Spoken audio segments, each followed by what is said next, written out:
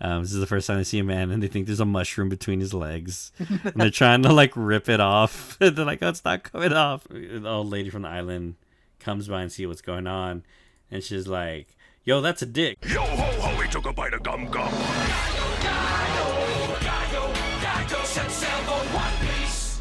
Bryce, is it weird for a fish man to be selling squid to people or octopus to people, who is also an octopus? Well, Is that octopus cannibalism? no, but he's not eating it, right? So it's not considered cannibalism. People. But the thing is, like, octopus can grow their tentacles back. So if Oh my god, that's one brutal. happens to get off, yeah, if one loses an arm or something, it just grows back eventually. So I guess if Hachi's selling takoyaki, he just cuts off a piece of one of his arms, and then it just grows back. Oh my god, this got way darker real quick. I know, I was just imagining a fucking octopus tied in the back somewhere, and he just chops its arms off constantly. I mean, you could. I mean, you could do But that as well. it wouldn't be nearly as fast. Like, this isn't like Dragon Ball Z. Cell or Piccolo grows his arm back kind of regeneration. But Oh, well, I thought that's how things regenerated. no. They just like act like they're taking a poop, and then just explodes out of them. No, it would take a long time to grow back an arm. But Yeah, imagine. I think I've to seen answer, Go ahead. go ahead. Oh, me? Okay, I was just gonna answer your question from earlier that you're saying if I've ever had an octopus other than in takoyaki form, Mm-hmm. and I have. I've been to Korean barbecues and stuff, the ones where they have the grills on the table and you cook it yourself. And I've had baby octopus before. Little Very babies. chewy. Yeah, little babies. Is the arm the only thing that's edible, or is it like, do people eat the The whole head. fucking head? Yeah, they eat the head, but what they do is they cut out like the beak and the Oh yeah, eyes they do have and a all little of beak, the don't they? and the little insides. Uh-huh. So I mean, it's like 90% or 80% edible. So they just cut all that part out and they just Yeah. give you that because it has no bones. Yeah, it It's looks like a lot of meat. yeah, mostly meat. But yeah, you grill them up, eat them. They're very chewy, but they have a good taste to them. I like the taste, but I think I like calamari better. I think calamari's better. What's a calamari? What's the difference? It's the squid. Oh, Calamari is squid. squid. The little arrows, Yeah. yeah. Squid is an arrow. Jellyfish is the little see-through things. Octopus has 8 arms, 12 something. 8. Duh. Duh. Squids are different. Go ahead. Sorry. No, you're fine. I just squids are like the little. I don't know, in animes they're always they look like an arrow, right? They look like just a little arrow. But do they have long ass tendrils like octopuses? Can't remember. That's what I was gonna say. I'm gonna say the difference between like an octopus and a squid in regard to their tentacles is that octopuses, theirs is pretty like, they're all kind of the same. All 8 arms are pretty like similar to the other ones. But the squids, they have kind of like some smaller ones, but then they have 2 really long ones that are like paddles. So they'll be long and then they'll be a little bit bigger on the ends. Like I said, it kind of looks like an oar or a paddle. Oh, and okay, yeah. And they kind of like help use that kind of propel them, other than them pulling the water like a jet. Do they all shoot ink? Is that an octopus thing? They both shoot ink, actually. That is. It's a defense mechanism. They both share. Awesome. I imagine when you eat that, they cut that sack out or something. I don't know about octopuses, but I know squids is edible. The squid ink is edible. What? There's a squid ink spaghetti and stuff like that. Squid ink pasta. pasta. Wait, I think I saw that in JoJo's. Yeah. Yeah. Joseph is eating like some French spaghetti. He's like, "Why is it black?" And he eats it. He's like, "This is good." He's like, "This is pretty good." I wish I could try it sometime, dude. It does look very unappealing. I mean, the idea of eating a fucking like a freaking old god is unappealing to me.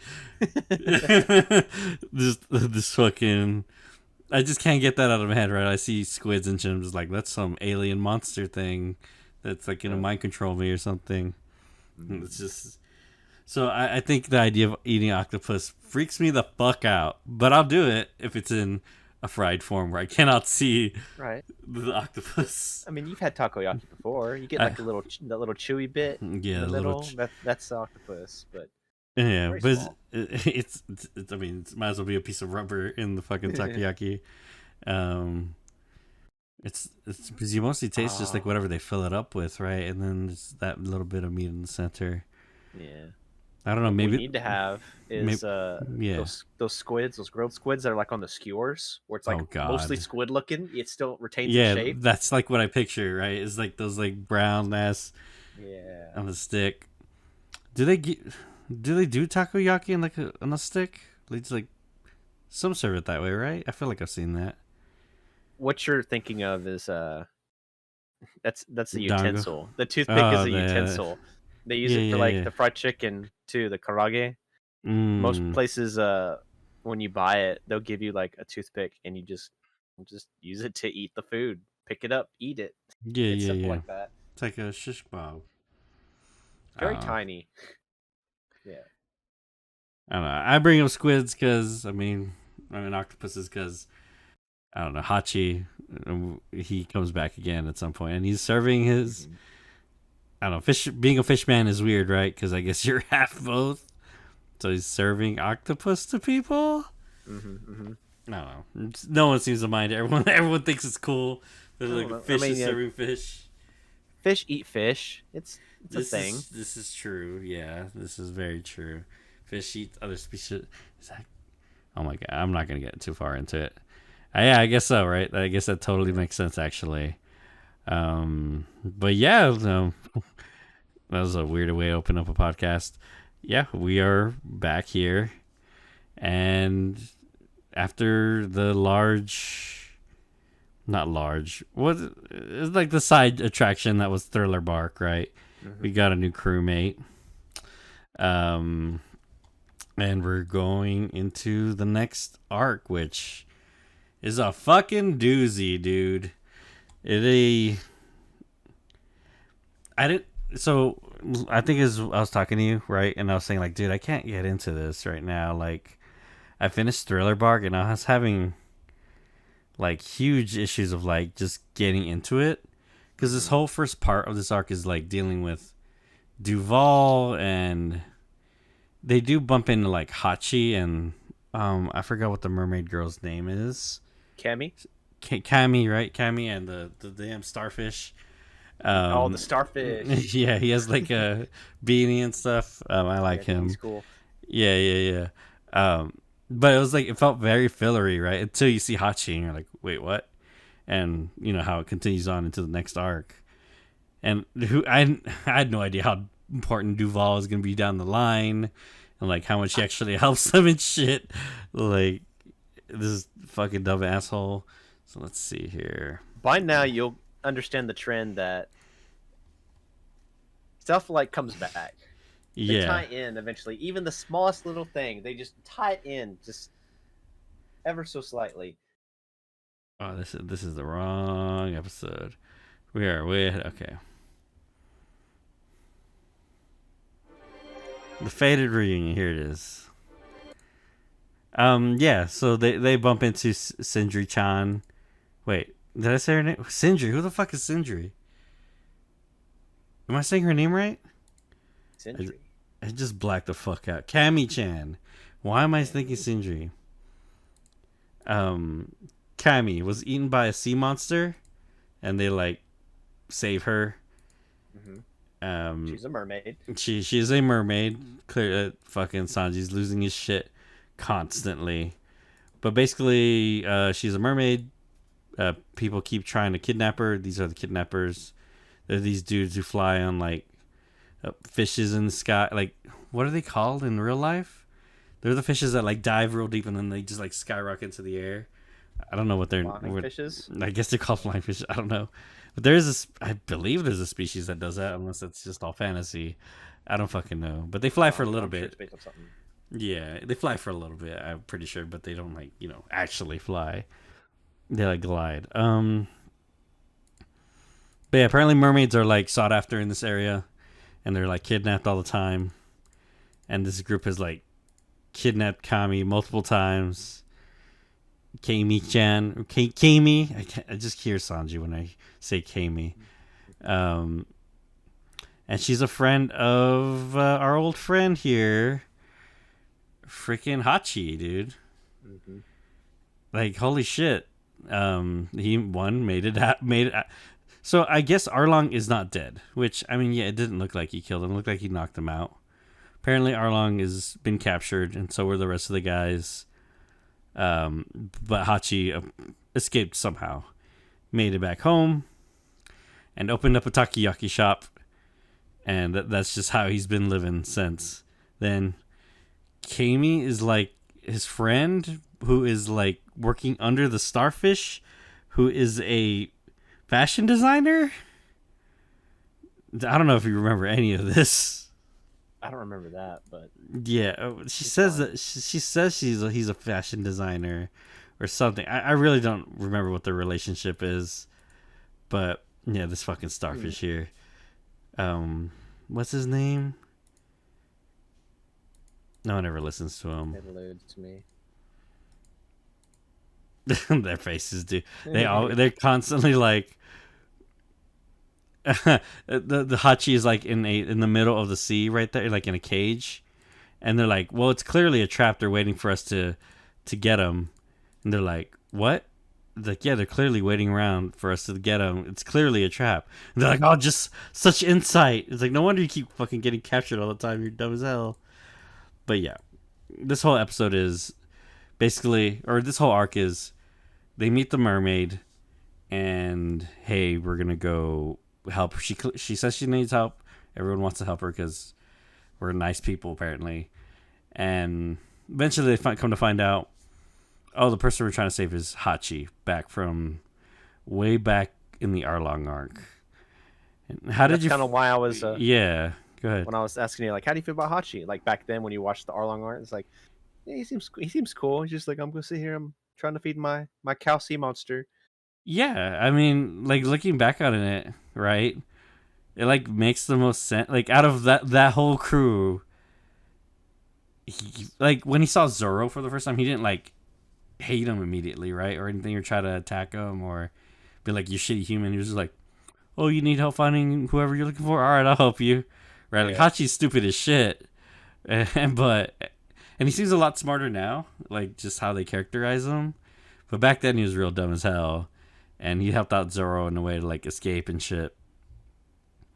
But yeah, he seemed like he just wanted to feed Moo Moo and shit. And he seemed the least threatening overall. I don't know, like, coming back, like, what was the reaction of seeing Hachi again for you? Were you just like, oh, that's cool? Like, did you really think he's going to become, like, this big character all of a sudden? No, not a dude. I didn't think much of him. But when I saw him again, I was like, why this guy? That octopus guy? Yeah, like, why this one? Out of all the characters. His name. Yeah, out of all the characters you brought back, why this one? I mean, even the fucking characters barely remember his name. Nami is like Hachi. She keeps calling him Hachin. Kami does. And Nami's like, Hachi. Well, she would know. Yeah, she like knew him for many, many years, right? Like, most of her life, actually. So she's like thinking, like, it might be that guy. And freaking Sanji's like, well, let's just ask him. And he's just like, hey, how's Arlong doing? And he calls him Arlong-san and shit. Like, oh, Arlong-san? And completely outs himself. And yeah, apparently like the two got caught, and he was the only one who broke out. And then then everyone realizes who it is, and then just Luffy just taking a fucking minute. And it's Arlong. And he's he just breaks out, dude. He's like, it's you, octopus. And then it's a great goof. I love the whole them reuniting and like how everyone's acting and shit towards them. Like, I don't know, they treat them real shitty. They're like, no, we're not fucking saving them. Like straight out. Like, even though Kami's asking him shit, they're like, no, fuck them. Like, I guess because of how, when you think about it, like, they put Nami through some shit and he was part of it, right? Like like Luffy and Zoro don't really have that big of a grudge. They just fought him. Zoro like had to like beat his ass with some swords or whatever. Oh yeah, is that you're the takoyaki maker called Hachin, and yeah, and then like the rest of the crew's like clueless, and then they kind of just recap a little bit. Yeah, they were not part of the first Robin, part. Frankie, Yeah, they have no idea who any of these people are because yeah, it's like literally the crew doubled in size since then. And it kind of recaps for the viewer a little bit too. It's like, oh, remember all this shit, and like how, like they even, I bet they redrew some of this too. Oh yeah. Because it was not this HD back then, right? Mm-hmm. Like it did not look like this.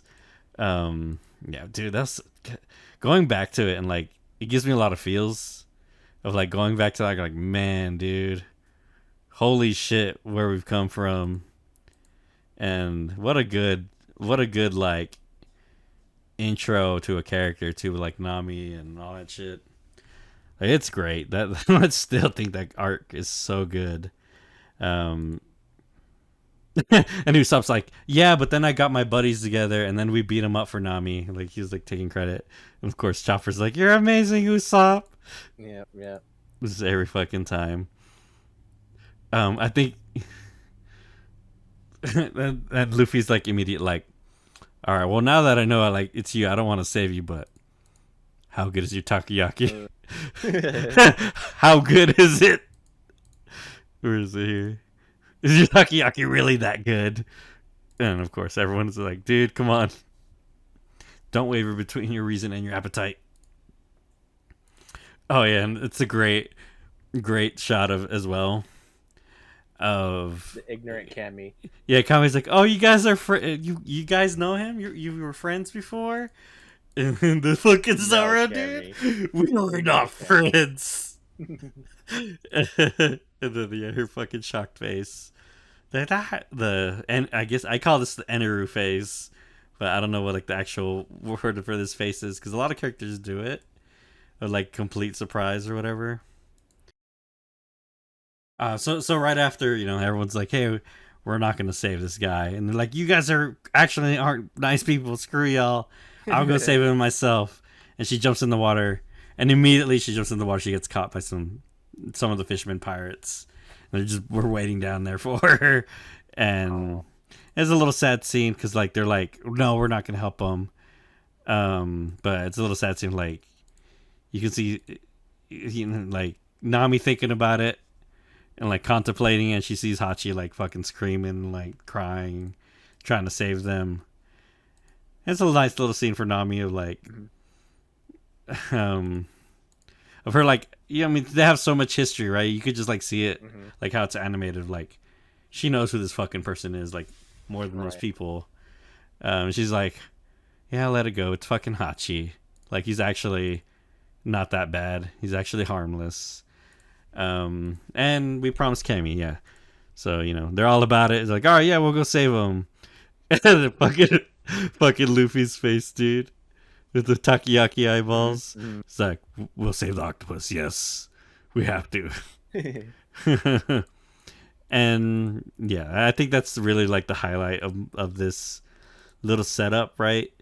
It's all about like, there's this guy named Duval, and he like says like the Straw Hats screwed him over at some point. And they're like, who? Yeah, and they're like, yeah, I think Luffy lands in the room with his. Luffy gets knocked in his room, and his mask isn't on. The Duval guy, right, their leader, and he's like, "Oh, I know you."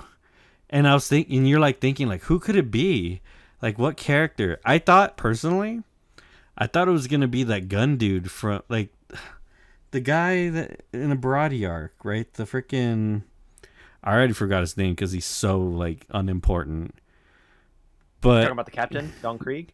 Don Krieg, yeah, I thought it was Don Krieg because he had like his stature, right? It's like, oh, it's Don Krieg. Like he's mad, and he's been wanting to get revenge this whole time or something. But no, it ends up turning out because the dude's always like, the man I hate is on that ship, and I'm gonna kill him. He ruined my life, and all this shit. Talking about? Yeah, and you're like, who the fuck are they talking about? And he's like, "You Blackfoot Sanji," and they're like, "Wait, what? Who did Sanji screw over? What's happening?" Yeah, so apparently this guy's been being hunted down in Sanji's place because fuck, dude, I just okay, we'll get to it in a sec. But this guy was like getting hunted in Sanji's place because he looks exactly like the fucking drawn wanted poster, that ugly ass poster. And Sanji's like, dude, you can't really actually exist. And this guy's like, you ruined my life. I've been chased nonstop by everyone because of you. So I'm not even a pirate. Dude, and everyone's fucking laughing their ass off. Sanji's so pissed. He's just like going super saiyan. He's like, you can't actually be a real person. um, God, dude. Yeah. The scene where like, I need to find it, where fucking Brooke is just laughing. Yeah. Brooke is just That's my favorite laughing part, his too. off, dude. He's like hitting the floor. He's like choking and stuff. And Sanji's like, I'll fucking kill you too, Brooke. Like, shut up. Yeah. Find that scene, please. Oh my god, man. It has to be. Because it's like right when he Brooke sees has him. no idea. Yeah, Brooke has no first time fucking Brooke knows clue. about He the just thinks situation. it's fucking hilarious, dude. Yeah, it's like right here or whatever. Mm-hmm. Yeah, it's right here. Yeah, look at him. He's losing his shit, dude. Oh my god. It's so good, man. He just falls to all fours and just starts cracking up. And yeah, Luffy's like, alright, well, go ahead, you handle this. But yeah, it's just some idiot who looks exact. It's such a good goof to like bring this back around. This dumb one poster. And there's some guy who looks exactly like him. Oh my god, dude. But yeah. Yeah, he was just like a regular thug in his village, and just because of that, everywhere he went, he was being hunted down, basically in Sanji's place. And it's fucking hilarious. Like, yeah, it's really funny. It didn't. The arc started really slow for me, but then like when I got to this point, it's like, oh yeah, that's fucking hilarious. That's funny. And then they don't dwell on it too long, right? They do the joke and kind of move on. Oh yeah, the Sunny gets a big cannon and they start shooting at them and shit. But basically, Sanji kicks the shit out of this guy and like rearranges his face, which we get to hear in a little bit. Is it 380? Yeah, because there he is in the little thumbnail. Look at his. Yeah. So Duval's face gets rearranged to like this, I guess, handsome dude. I don't know. He looks way better than he did before, I guess. It's an improvement. Yeah, he's like, ooh, handsome. Oh, did you call me handsome? And, oh, dude, when he tries to wink, though, man, it's fucking hilarious. I don't know if you remember this. Every time he tries to wink, let's see. and he's trying to, like, hit on Nami and shit. But where's the... Got a lot of confidence now. Yeah, he's got a lot of confidence now. He's trying to wink. Oh, but it's like zoomed out. I'll definitely help you out. He can't wink. Oh, there's other shots of him not able to wink later in the series, but yeah, he's always like struggling, like. But yeah, this episode thing, Hachi like thanks them for saving him. And they're just having like a feast of takoyaki, right? And this is why I brought it up. It's like, oh, he's serving octopus. That's weird. He's an octopus man. Look at all this takoyaki. Man, takoyaki is pretty good. Is there like different flavors? Damn, Have I only ever had like one flavor? Like from my understanding, there's like different stuff they could put in it, right? I don't know. Maybe, dude. I've only had one type of takoyaki. I guess all the ones that I've ever seen, it looks the same. I mean, I'm sure someone made some kind of fusion, or there is some sort of variant to it. But I think it was in Persona 5 because there's a bunch of different ones. I think they were ordering, And then there's ones that are like spicy and stuff. Apparently, Spicy. Yeah, that could be a good thing. yeah. But there's a nice little scene again of Hachi stopping, like, "Hey, Nami, is it good?" Because like, and it's like as soon as he asks him, everyone's heart stops because like it gets awkward or whatever. Yeah. There it is. Because he asks her, it's like, "Hey, Nami, do you think it's good?" And she's like giving him the silent treatment. She's like, "Yeah, it's good." And Hachi's really happy because all this like scenes with Hachi and Nami and stuff. It's because it's building up to what happens later, right? Yeah. They build it up so good, dude. I can't wait to get to that part because Jesus, it's satisfying. But yeah, Hachi helps him out. He's like, "Hey, thank you for saving me. Y'all need help getting to Fishman Island. I could totally help y'all out."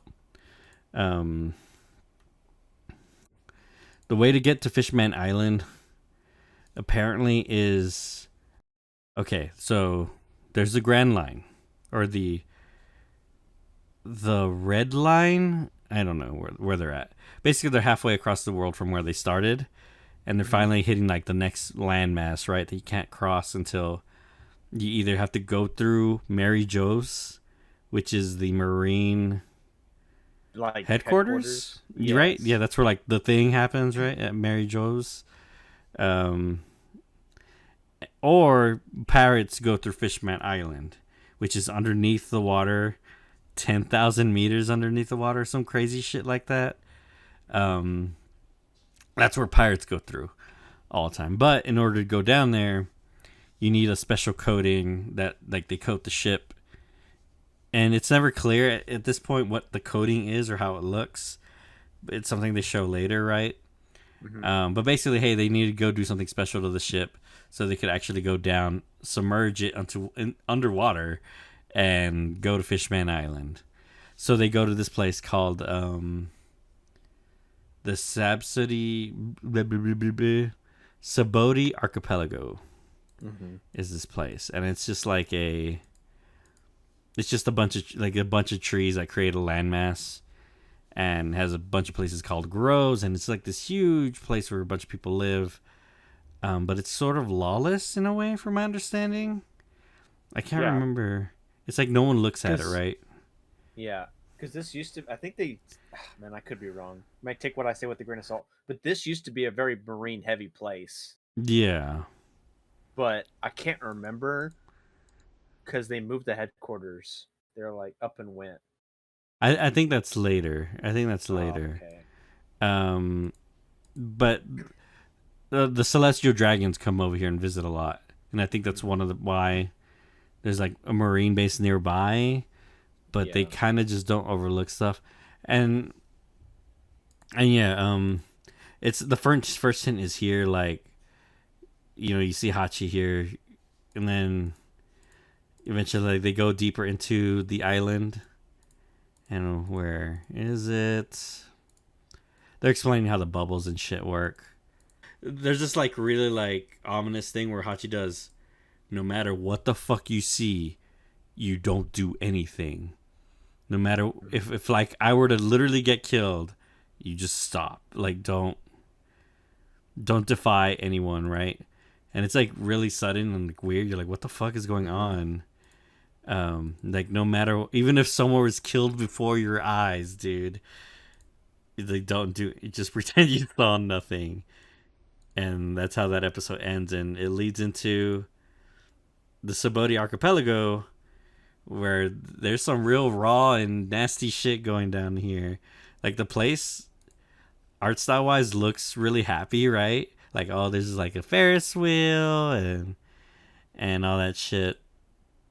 Mm-hmm. But now it's like a bunch of like it's like a place ruled by rich people, right? And there's like slave auctions and shit going on constantly, and kidnapping rings, and they're, I mean, it's human trafficking and all that, right? Like just like real dark shit, just out in the open. And the Marines, like, I think they get enough money or something, or they're told, like, they basically just overlook it.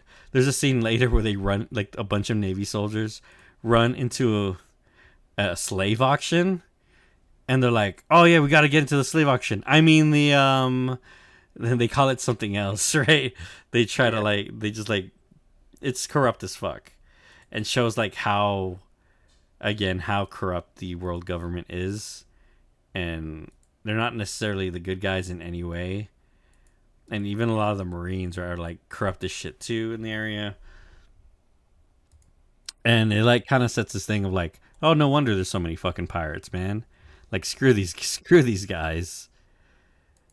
And yeah, they're going into the town, but I was getting getting vibes of like, okay, you could like start getting what's happening, or like what, like Hachi is in a full fucking sweater, right? He's clearly hiding his arms, and I think I don't know why no one says nothing about the starfish, but Kami's like in a dress, right?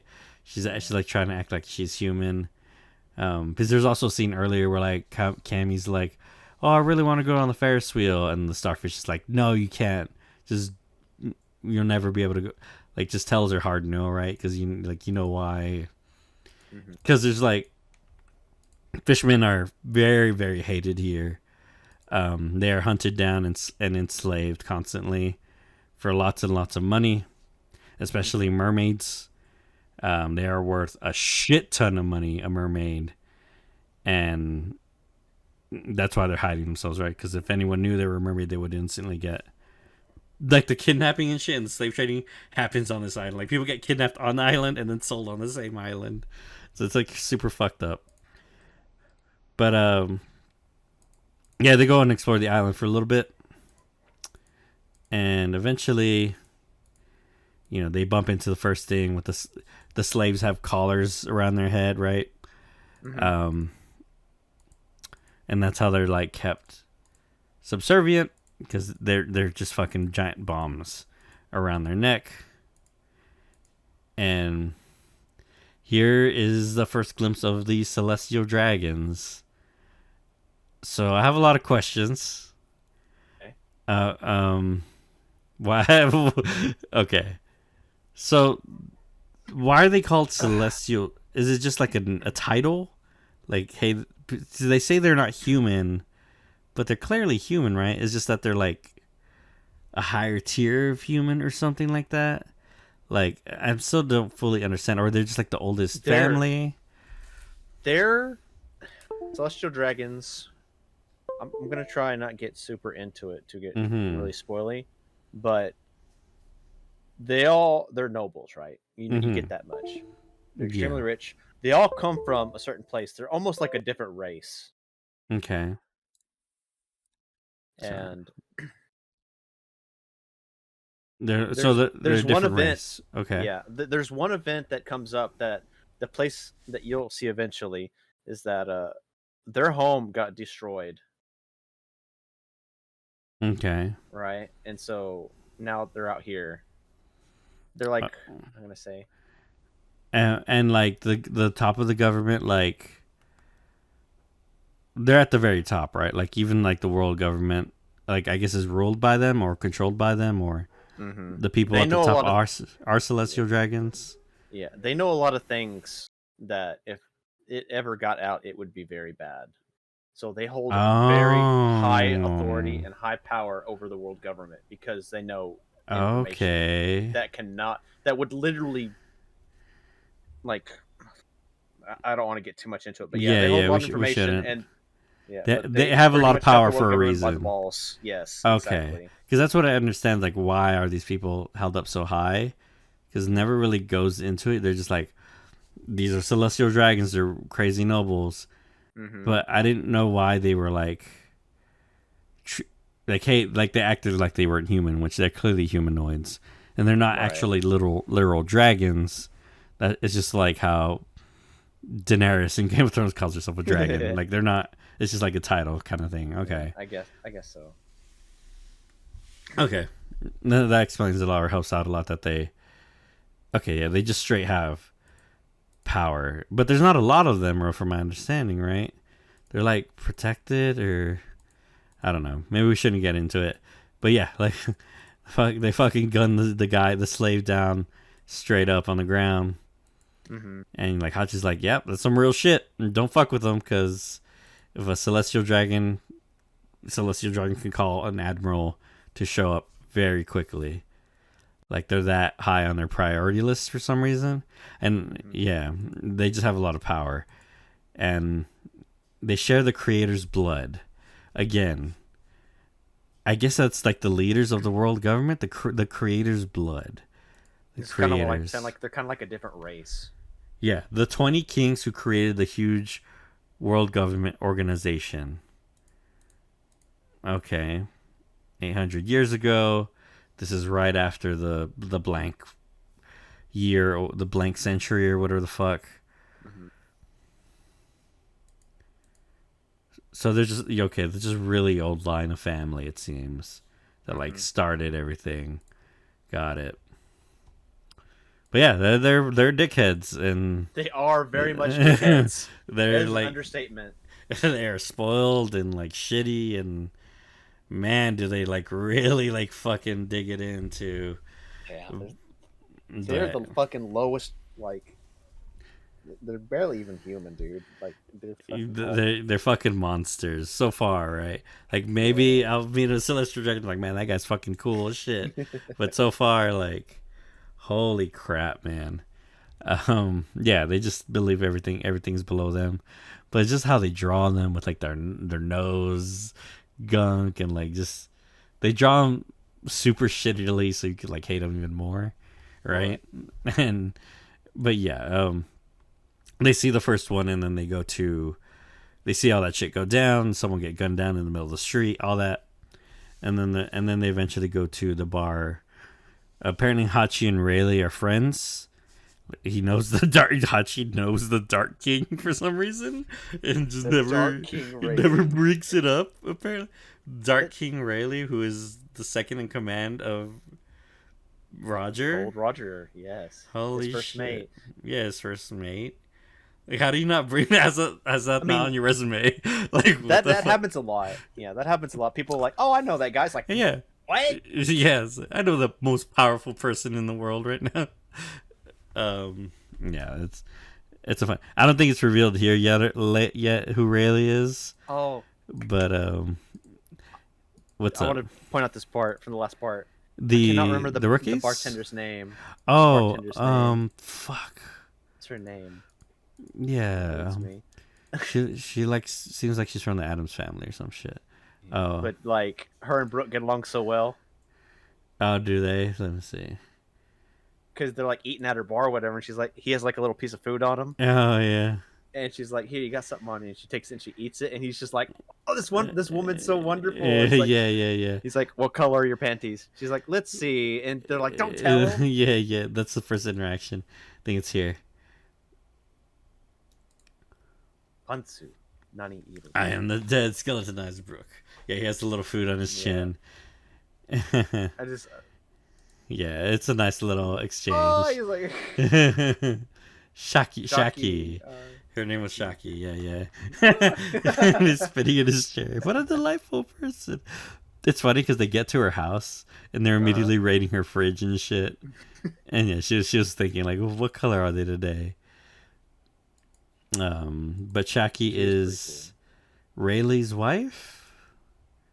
Yeah. It's her wife. Apparently, it's like revealed later she's from the Amazon island. From my understanding, is that they talk for a little bit and like, hey, how's Shaki doing? It's like, oh, we miss her or whatever. It's something like that.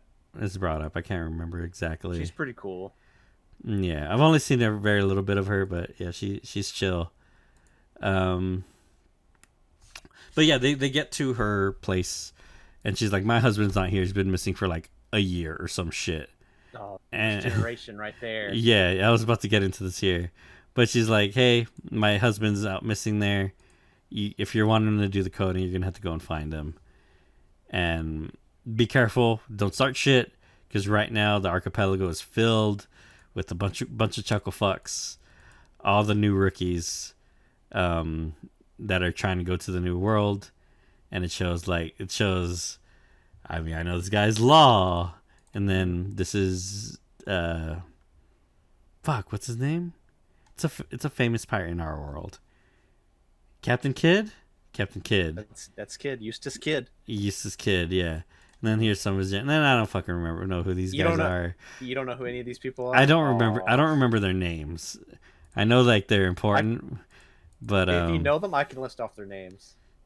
I mean, yeah, I've seen them seen them in episodes, right? Like they're all over this arc.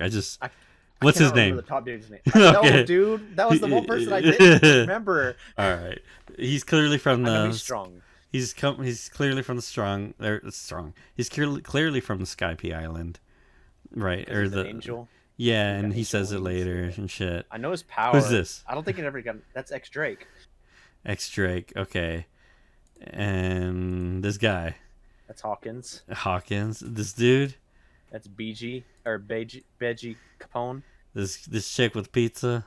I think her name's Bonnie. I've only seen her a couple times. Yeah, I can remember. With but she has a pretty OP power too. This shithead. That's Apu. Yeah, he's annoying as shit, dude. I don't like him. He gives me fuck that dude vibes. But these characters are clearly going to be more important down the line. But this is the first time they show up. They're pretty strong, dude. They're like all on Luffy's level. Yeah, apparently. I know all their powers, even though I forget like two of their names. But yeah, they're very strong. Yeah, it's basically a whole set of people for Luffy to meet eventually or interact with. But yeah, it's like, hey, this island's infested by some really top big names right now. Watch your shit while you're out there. And all right, and it goes through one by one. Yeah, it is Bonnie. I got it. Oh, introducing them. Yeah, her power, like she turns into a kid or something. I don't know. She can turn anything. Let's see. To kids. Oh shit, she can turn herself into a kid. But yeah, the glutton. You know, there's the fortune teller guy, and there's Captain Kidd, who's Magneto. This guy, I don't know about Apu or whatever the fuck his name is. I don't know what his power is because his teeth are like piano keys or some shit. And I don't know, man. I don't like Apu. Captain Kidd is fucking Magneto, like I said. Law, I don't understand how his power works, but it seems cool. And then there's big strong man, X Drake. He seems like a character that should like die in the first fight. Dude, he looks so different now. He looks so dumb. He looks so generic and like, oh man. When I see him, I feel like he's like one of those. He's like, hey, here's all these bad characters, and like he's like the first one to die. Like that's how he seems to me, but I don't know. Euroge, that's his name. Euroge, this guy, just strong angel man. Killer. It also shows their second in commands, right? Mm-hmm. So this is the second command of the Kids Pirates. And yeah, it just introduces everyone. Everybody's here. Everybody's here. But first thing they do is like, okay, well, let's go find Rayleigh. We need to go explore the island. And they immediately go to the amusement park. But meanwhile, oh man, it's so creepy. Look at that fucking bear, dude. Yeah. They're being stalked by some slavers, and they realize that Camie is a mermaid, right? So they're just waiting for their chance to take her and capture her because they want to sell her. Which at this point, like, right, the crew has no idea like how much danger they're putting Hachi and Camie in by being here, because Hachi's just trying to like get in and help them because everything they did right, but he knows this place is like dangerous as shit for them and then they shouldn't be here. But they have like a good time, and you know she's all happy and whatnot. But she gets this guy's such a fucking creep, man. Yeah, she gets kidnapped by this really friendly looking bear. Hello, Mr. Bear. And yeah, she is gone. Another good scene of the celestial dragon, right? Just being a giant piece of shit, dude. Holy God, this guy. And everyone's bowing to him and whatnot. And poor guy's like, he's riding a human, and they're like, hey, you should be riding a fishman instead. They're stronger. Why are you wasting your time on a human? And he has slave wives, and oh yeah, there's this dude who got shot or hurt, and they're trying to rush him to the hospital, but he was coming by while they're trying to rush him to the hospital, and he's like, why aren't you bowing? How dare you not? But like that shit. It's like, dude, fuck this guy, man. But basically, like, yeah, he's like, why are you not bowing? You should be. And he like kicks the dude out of the gurney and whatnot. And yeah, he's just real shitty. There's a nurse there, and he's like, well, you're my next wife. And all right, get her signed up and get her locked up. She's gonna be my next wife. And her fiance comes running, and then he shoots the fiance immediately. And it's just bad shit, dude. Like, holy crap. And then Zoro's there and like having no idea what the fuck is going on. And everyone's like, what the fuck is this guy doing? Like, he's just walking around a celestial dragon. And I think he was about to like attack him. Because Zoro has no idea what's happening. He's about to attack him, but what's her name again? The pink haired chick? Bonnie. Bonnie rushes in and saves him and acts like Zoro got shot, and she's like acting like, oh, she's crying over the corpse and whatnot. But basically she saves his ass, and she's like, what the fuck are you doing? If you like attack him, Admiral will come and we're all screwed, right? Like, what? Don't. He's gonna bat phone an admiral. Yeah. Yeah, are trying to attract an admiral to these islands. And yeah, like, for some reason, Luffy's crew is the only crew that does not know the rules of this place and has no idea, but apparently everyone else was informed. And that's probably because they're not bad, like, Luffy's crew aren't bad people who are, like, constantly doing bad shit. The only time, like, they've never hurt a person or, like, an innocent. The only reason their bounty is so high is because the world government fucked with them and they fought back, right? Like, every single fucking time. The first time the bounty showed up was because he took out Arlong, right? And that made the Navy look inept because they were trying to get Arlong for so long, everyone knew where he was at. But this chucklefuck comes and gets him, right? So they put a bounty on him because they're like, okay, this guy, you know, he made a scene. Wasn't it that guy who was trying to steal Nami's treasure? Yeah, that dude, right? And he reported it, yeah. Yeah, he reported him beating Arlong and all that. The Rat Man. Yeah, that Rat Man. That's what it was. The second bounty increase was him outing Crocodile and making the world government look inept. So they increased his bounty, right? Because they're pissed off that, you know, he defeated a warlord and outed a giant mistake, basically, on them. And they were trying to give credit to Smoker as like he was the one who saved Alabasta or whatever.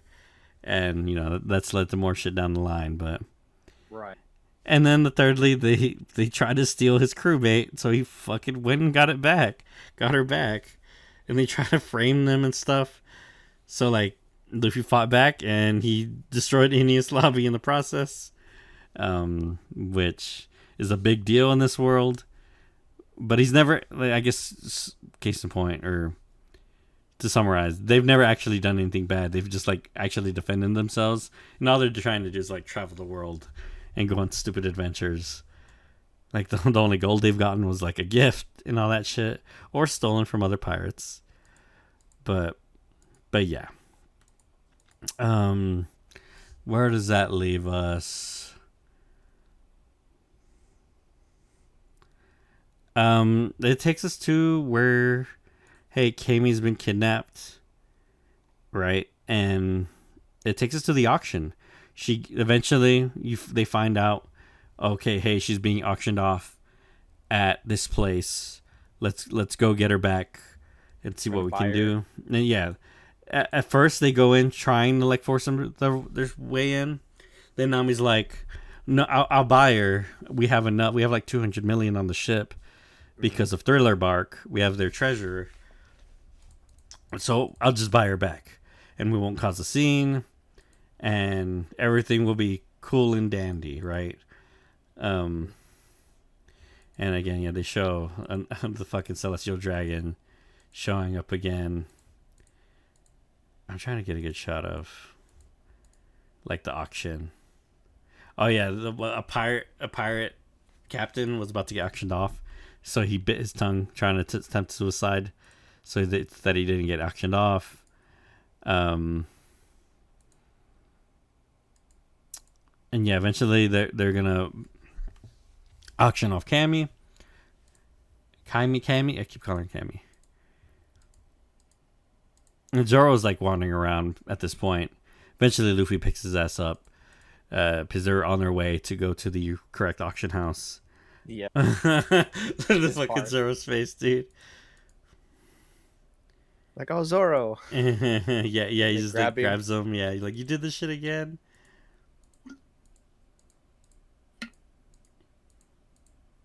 But yeah, mermaids are very wanted. Like, the fucking auction house is like going fucking nuts. And all the scenes before this, right, are like they're vendoring off like poor young women. Like, dude, it's like really dark shit, right? Like this old creepy man be like, yeah.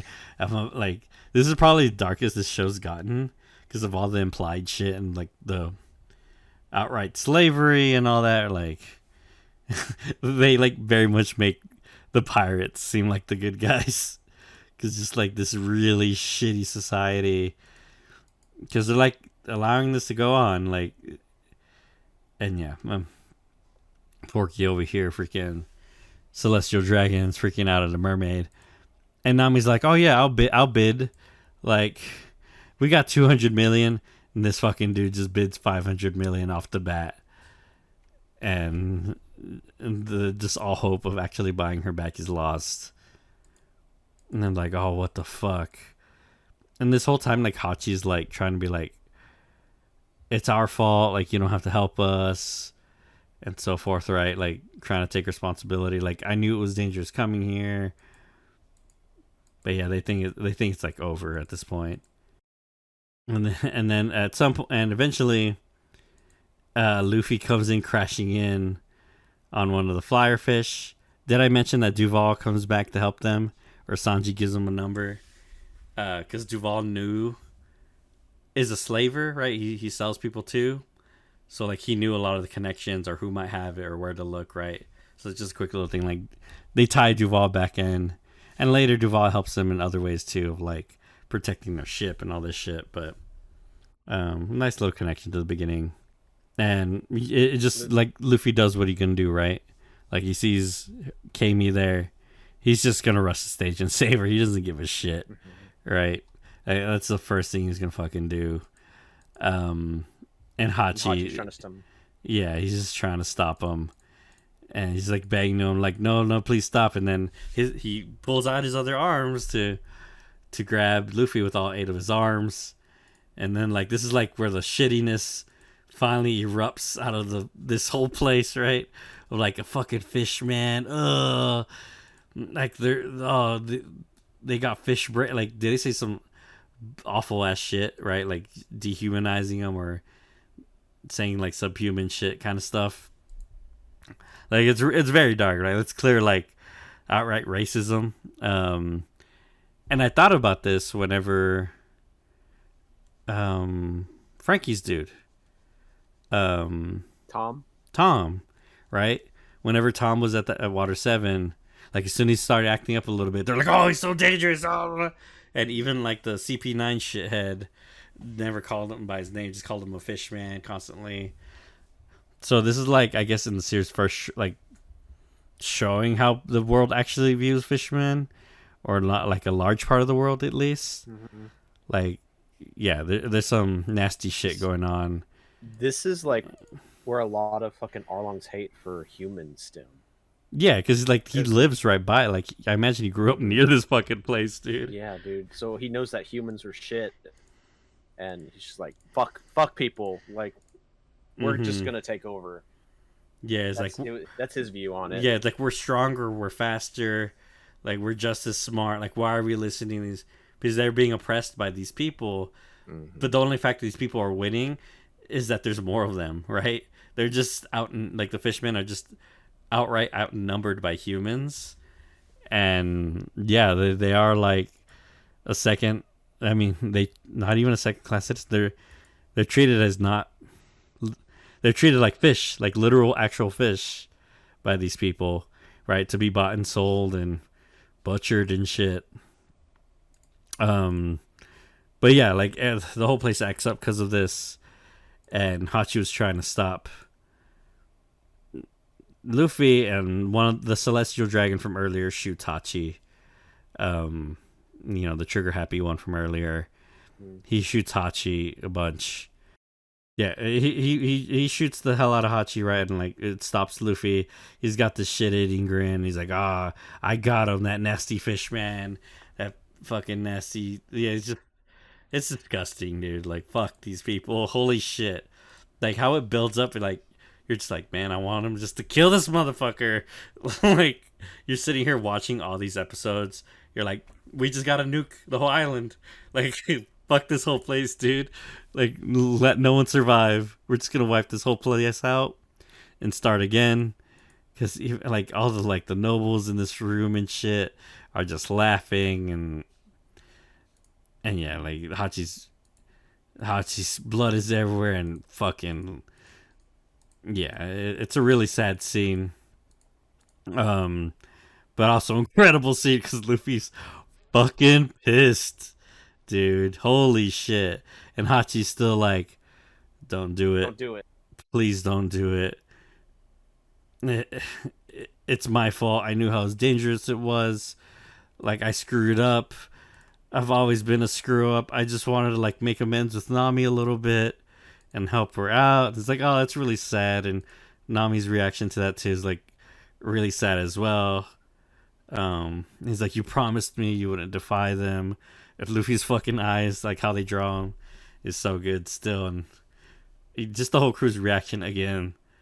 It's a iconic scene, another One Piece iconic scene, I imagine. Because how they draw Luffy too is like the lines are like really intense, like he's about to explode, right? Like that's really good, dude. But yeah, he's just begging him to not do it, and he's like, dude, I just wanted to help you. I'm gonna screw up. Just let me die. And the voice acting's like top notch as well. Of him like just outright crying and all that shit. And like, nah, Luffy's like, nah, dude, fuck that shit. And yeah, dude, he just walks up right up to the motherfucker, man. He's like, even the starfish is like, dude, stop it. You're gonna get in huge trouble. Please stop. And of course, the guy tries to blast him, right? He tries to shoot Luffy. And all the other pirates are seeing this and being like, holy shit, he's about to do it. And Luffy don't care. He's not afraid of anyone or the consequences. And it's just this great shot of him dodging bullet, and this wind up and scream and just, oh, dude, it's so fucking good. And how it's drawn again is incredible, man. Oh my god, I felt good. And he does like a right at the end, and to be continued. Holy crap, man, it is so good. After all those episodes of build up, man, it's just like this fucking release of like, fuck those people, man. Oh my god. It's really, I love it. I love it. Peak One Piece again. Man. But this leads to like, Everyone freaking out. Yeah. Damn admiral's gonna come. Yeah, like this leads, like, everything that happens after this point is because of that punch, man. Like, Luffy dug his own grave. Like, he was told not to fucking do it, man. And he just couldn't let it go. But even his crewmates, right, were like, if you didn't do it, I was gonna fucking do it. Like, I was ready. Like someone was gonna attack that guy no matter what at the end. But yeah, it leads to, I mean, they beat the shit out of him. They save Cammy and whatnot. But there's consequences to his actions. It leads to an admiral eventually coming, right? Which is like, when they fight an admiral, dude, they have no fucking chance at all. And they're just like, they're fighting the dude's goons. They accidentally knock out a second celestial dragon. And the bell's rung, and they're already sending an admiral over. But this is where we meet Rayleigh. Mm-hmm. He's just sitting in the holding cell for a little bit. Yeah, he's just like been chilling in the holding cell. For some reason, he's getting. I think he said, "Oh, I was trying to get enslaved so that I could get sold to a rich person, rob them, and then just escape." Mm-hmm. Like that's what his plan was.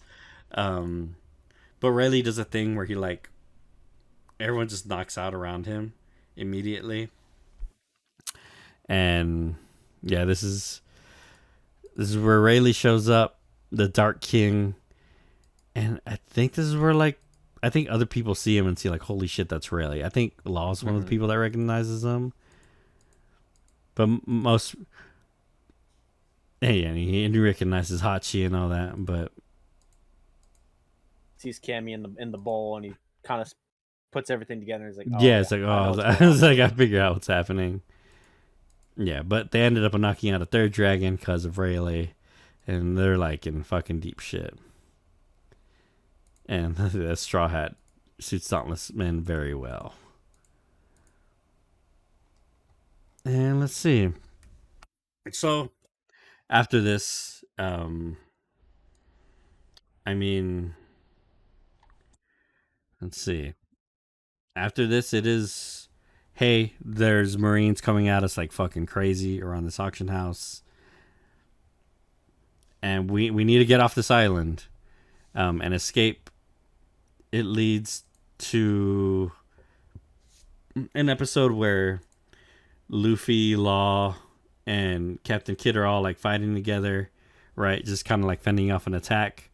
Like these three like new captains, right? Shows Captain Kidd's like fucking crazy Magneto powers here. I think he's really cool. I have no idea what this dude's power is. Like, what the fuck is Law's power, dude? Did he kill these people? These people are dead? No, they're not dead. He has the Opi no Mi, which is the operation fruit. He's a doctor. So he could, like, cut people without hurting them? Yeah, it's his amputate thing. Because what he does is he has an ability called Room. Uh-huh. Yeah, and it makes like this giant bubble. Yes, yeah, he can do whatever the fuck he wants in that room. Bubble. He can teleport things. He can cut things up. Like, it is a very strong power. Yeah, holy shit. Yeah, the first thing he does like cuts a dude's head off and like starts playing with it. You know, the dude's like, "What the fuck?" But it's like an introduction to these characters, right? Of Law and Captain Kidd. Captain Kidd kind of seems like a dickhead. He has a higher bounty than Luffy. And I imagine he has that bounty because he's done bad shit, right? Because they don't outright that. The reason Luffy again is so high because he outright attacked the Navy, right? And everyone else is just from being reported doing bad shit. They're just getting into trouble. Yeah, they're just getting into trouble. Killer and his little whirly blades. Yeah, I like his little gauntlet things. They're pretty cool. His second in command. Yeah, the mask. The guy who wears the helmet. Yeah. Yeah, I'm trying to see if I can get a shot of him. But yeah, you see him around there. There's his back right there. But yeah, he has a big ass Super Saiyan 3 hair. But yeah, the squad fights. And eventually, all three of them go separate ways. The three teams. But Kuma shows up apparently, and starts taking on Captain Kidd and Law at the same time. Meanwhile, the crew escapes for the most part. What's up? No, nothing. Go ahead. Okay. The crew escapes for the most part, and leaves them behind to like deal with Kuma. And they kind of finally get a little bit of time to chill, and they go to Rayleigh's house, where like just Rayleigh has a conversation with them for a little bit of like, hey, well, he introduces who he is, right? Because like Luffy's like freaking out and shit. Yeah, there's a name everyone hears once, but he takes them back to their place, kind of talks about how he knows Hachi and whatnot, and who he is, and why Roger died that day, or why Roger was executed, or let himself get executed, right? He was dying of an incurable disease, apparently. From my understanding, it doesn't go into depth why, like what disease or what, but that's what Rayleigh is telling everyone. Is like Roger knew he was going to die no matter what, so he turned himself in, and he's just like, I'll let the Marines have this one. Yeah, basically. Oh yeah, Crocus. It goes back. Crocus was the. Apparently, everyone was on Roger's ship. Crocus, who was taking care of Laboon, was their doctor for a couple years, and he treated Roger and gave him his, hey, you're gonna die, Crocus son. But that's a little tidbit, another little connection, right, to a character that was in 2 or 3 episodes, like not very much. But yeah, it's an episode of Rayleigh kind of like showing what kind of man Roger was, and like why he followed them, and why Roger died that day. And I really like, they try to make him seem like he's Luffy's relative in a lot of ways here, right? Like the more they draw Roger, they're like, oh, that must be Luffy's dad or something, or something is going on. Yeah. But they already said that Dragon's his dad. Yeah, so it's like a weird like reincarnation. Was Roger alive when Luffy was a kid? He wasn't, right? He's dead. I don't. Yeah, I think a lot of people. Go ahead. Yeah, I think how people in the show see it as like, oh, Luffy is like kind of like a reincarnation of Roger in a lot of ways, right? That's kind of, I feel like that show is hinting at, not like literally, but like he's like Roger's living on through Luffy kind of thing, because they're like very similar in a lot of ways. I'm pretty sure Roger died before Luffy was born. I'm pretty sure too. Yeah, because Shanks was still with him, with Roger. Oh yeah, Shanks was still like a kid when Roger got executed, and when he met Luffy was like a little shit, like 4-year-old. When Shanks was like super old. Yeah. Okay. Yeah. But yeah, I think Luffy is like in some way, like it doesn't have to be confirmed or anything. I think that would be dumb. But like the show sees him, and like many of the characters sees him as like a reincarnation of Roger. Kind of like, hey, you remind me a lot of Roger. Yeah, you remind me a lot of Roger. Definitely. Yeah. And yeah, like the stuff that's revealed later, right? I'm very glad how it went down the way it was. Of like, I just didn't want to be like, oh, destiny makes I have to be this person now or something like that, right? Like I just didn't want that. Like, oh, he's my dad, so I'll be the next pirate king or some shit like that. Like, I'm glad it's a lot more symbolic, I guess. But let's see, yeah. But yeah, really good episode of just giving a bunch of lore on Roger and Rayleigh themselves. And then we go to the shit show, Bryce. Adam Sandler shows up to ruin the party. the guy who Adam Sandler should play in the live action. There's his face. Look at him, dude. That's Adam Sandler. Kizaru. Oh my god, dude. Fucking Kizaru. Another Logia user. He has the light fruit. I don't know. What is the name for him? I don't know. I don't know off the top of my head, but it's light. Yeah, he moves at the speed of light, type of shit, or kicks at the speed of light, or does whatever. Shoots beams at speed of light. Light sword, like Oji-san. Yeah, he does do a lot of light. Hard light is his powers too sometimes. Oh yeah, she does turn someone into a kid at some point here. I just saw in a little clip, but basically hell is broken loose. The Admiral is here, and a bunch of fucking Kuma is apparently here. Kuma in quotations, and they're just rounding up all the rookies, right, that are trying to get to the new world. Thing is, there's one Kuma, and then apparently there's another Kuma that shows up. to fight the Straw Hats. But when he takes off his glove, yeah, this is where I figured something was up. He walks up to, I forgot which group of pirates. Looks like Captain Kidd, right? And yeah, he takes off his glove and there's no cute little bear paw. It's just a cannon beam. I'm like, I'm pretty sure he didn't have that before. So that's your first hint that it's just like it's like a replica of him. From my understanding, they got people that had the body type of Kuma and put out a bunch of robot shit to like make another one, right? So it's like these dead human hybrid things that are like walking around shooting laser beams and shit. Pretty dark shit. The world government is up to some shit. But basically, there's a bunch of Kumas around the island, along with was his name Kizaru? Yep, Kizaru. On the island, chasing down everyone. Fucking Kizaru's face, dude, so shitty, man. Dude, he looks exactly like Adam Sandler. Oh my god. Oh, it'd be so good, dude. Dude, it's so dumb, man. But yeah, there's a bunch of these Robo Kumas that like people are having a hell of a time trying to beat, right? Like just even beating one is trouble. Like takes like the Straw Hats fight one and kill it and destroy it eventually, but like it took everything out of them. And then when they beat him, fucking real ass Kuma shows up eventually. Let's see.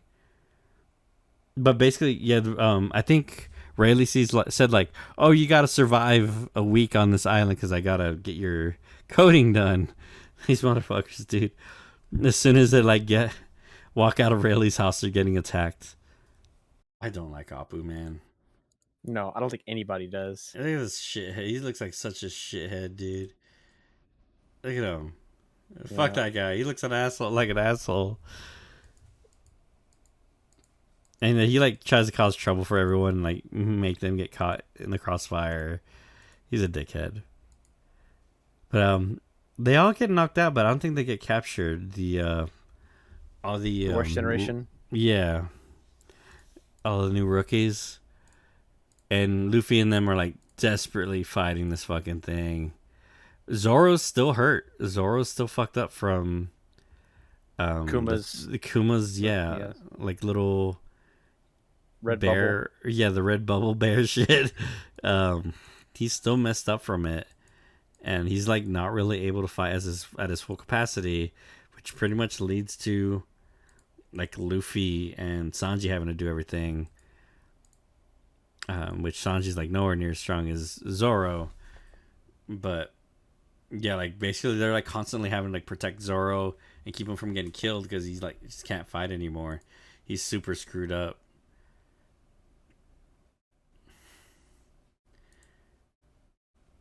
And another guy comes up. I don't really remember the character much or like even remember his name. But like the red sumo guy, it seems like he's controlling all the PXs or the Kumas. Or the Vice? Yeah, is he a Vice Admiral? I think so. Where's he at? There he is. Yeah, he's a hockey user. He's fighting Luffy, and like Luffy's like, "Why the hell can I feel physical pain? I'm made out of rubber." And this is like a thing that keeps happening, because more and more hockey users start showing up. The guy just self-destructs. But yeah, they start running away. Multiple of these Kumas show up. Luffy's not able to like handle this guy at all, and everyone's getting their shit kicked out of them. And Kizaru shows up. He's a tall dude. He's very like menacing and huge, and he's gonna kill Luffy. He's gonna kill Zoro. But I think Rayleigh shows up to save them, just for a little, like just to hold his attention. For a little bit, and they're able to like get Zoro out of there. But then it's just like this game of like all the things keep attacking Zoro and whoever's running with Zoro because he's the weakest link at the moment, and they're just trying to like kill one of them. But yeah, they're just running away constantly, and Luffy's like, "Everyone focus on escaping. Let's get back to the ship. Spread out. We'll meet back together." we clearly can't win this fight. And they're mostly fighting just a bunch of the robot Kumas and running away from like Kizaru's attacks.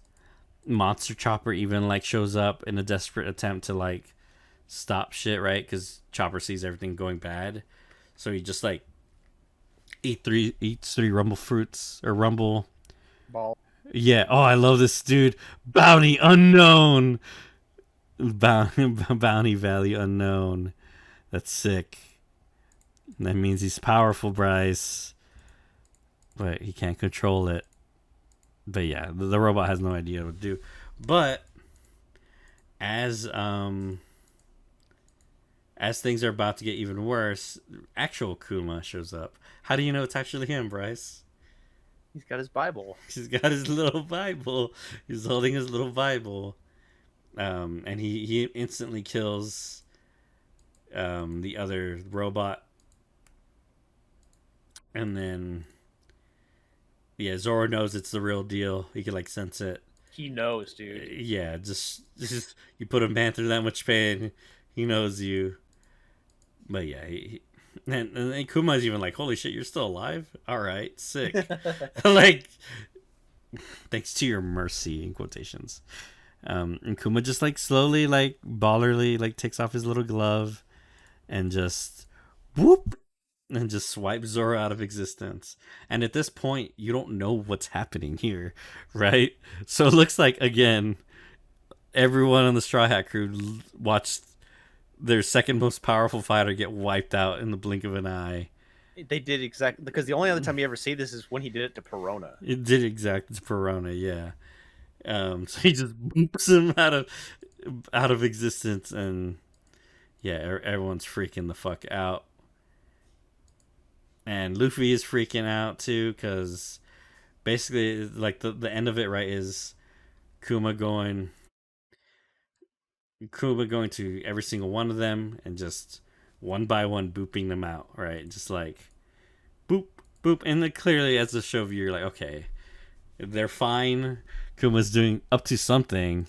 We don't know what, but he's booping them out of existence or like getting them the fuck out of here. He walks up to Luffy before he sends him off and says, like, this is the last time I'll ever see you. And it's like really dark and ominous.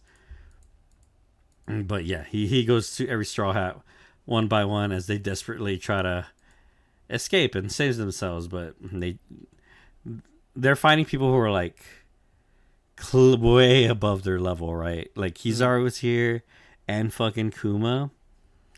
And they don't have a freaking chance, dude. Like, at all. And it's kind of like it is Luffy's fault, right? For like, I mean, the guy deserved it, but like he triggered all this happening, right? They could have laid low and gone to fucking Fishman Island.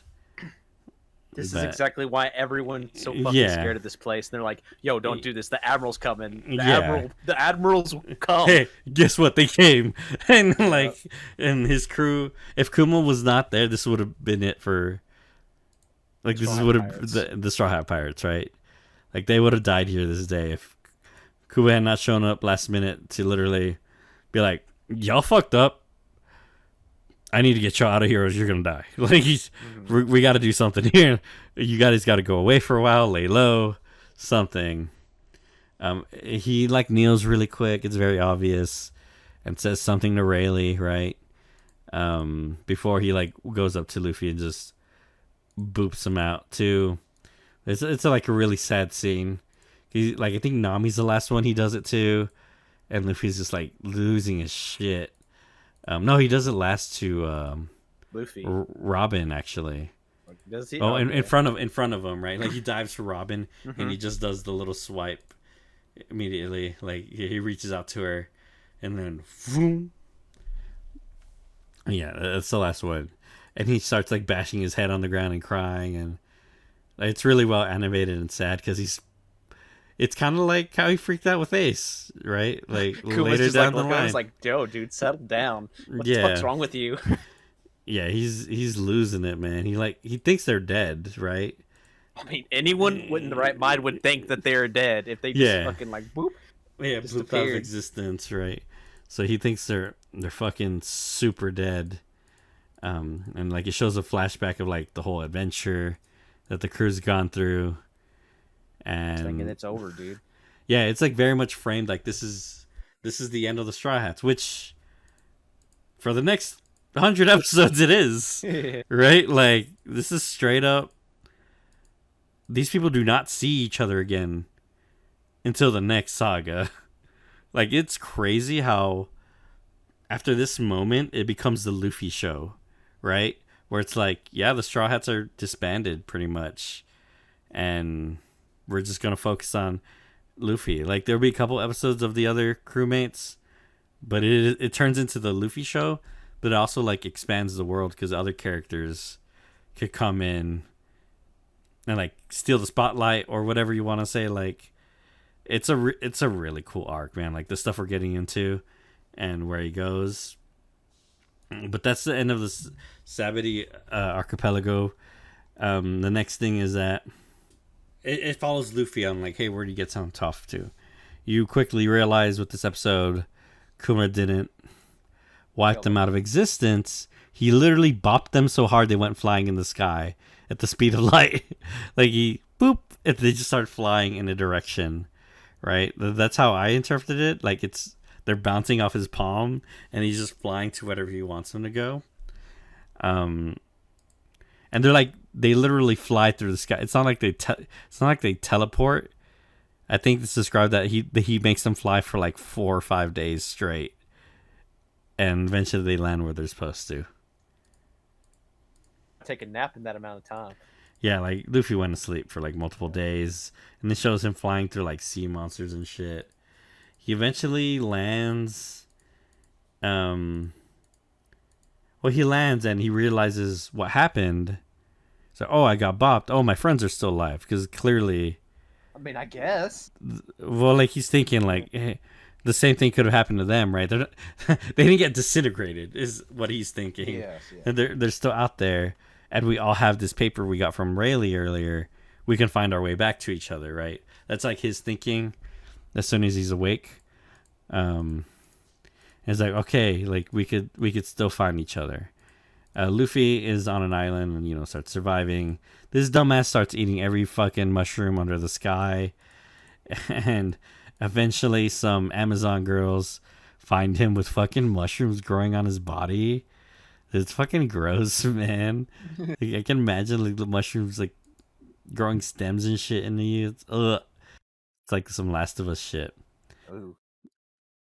But he landed in Wonder Woman land. Amazonas. Yeah, like the Amazons, or they call it Maiden Island in the show. But yeah, it's a bunch of Amazon warrior ladies. It's a whole island of them. And then they're washing Luffy because they think he's a chick.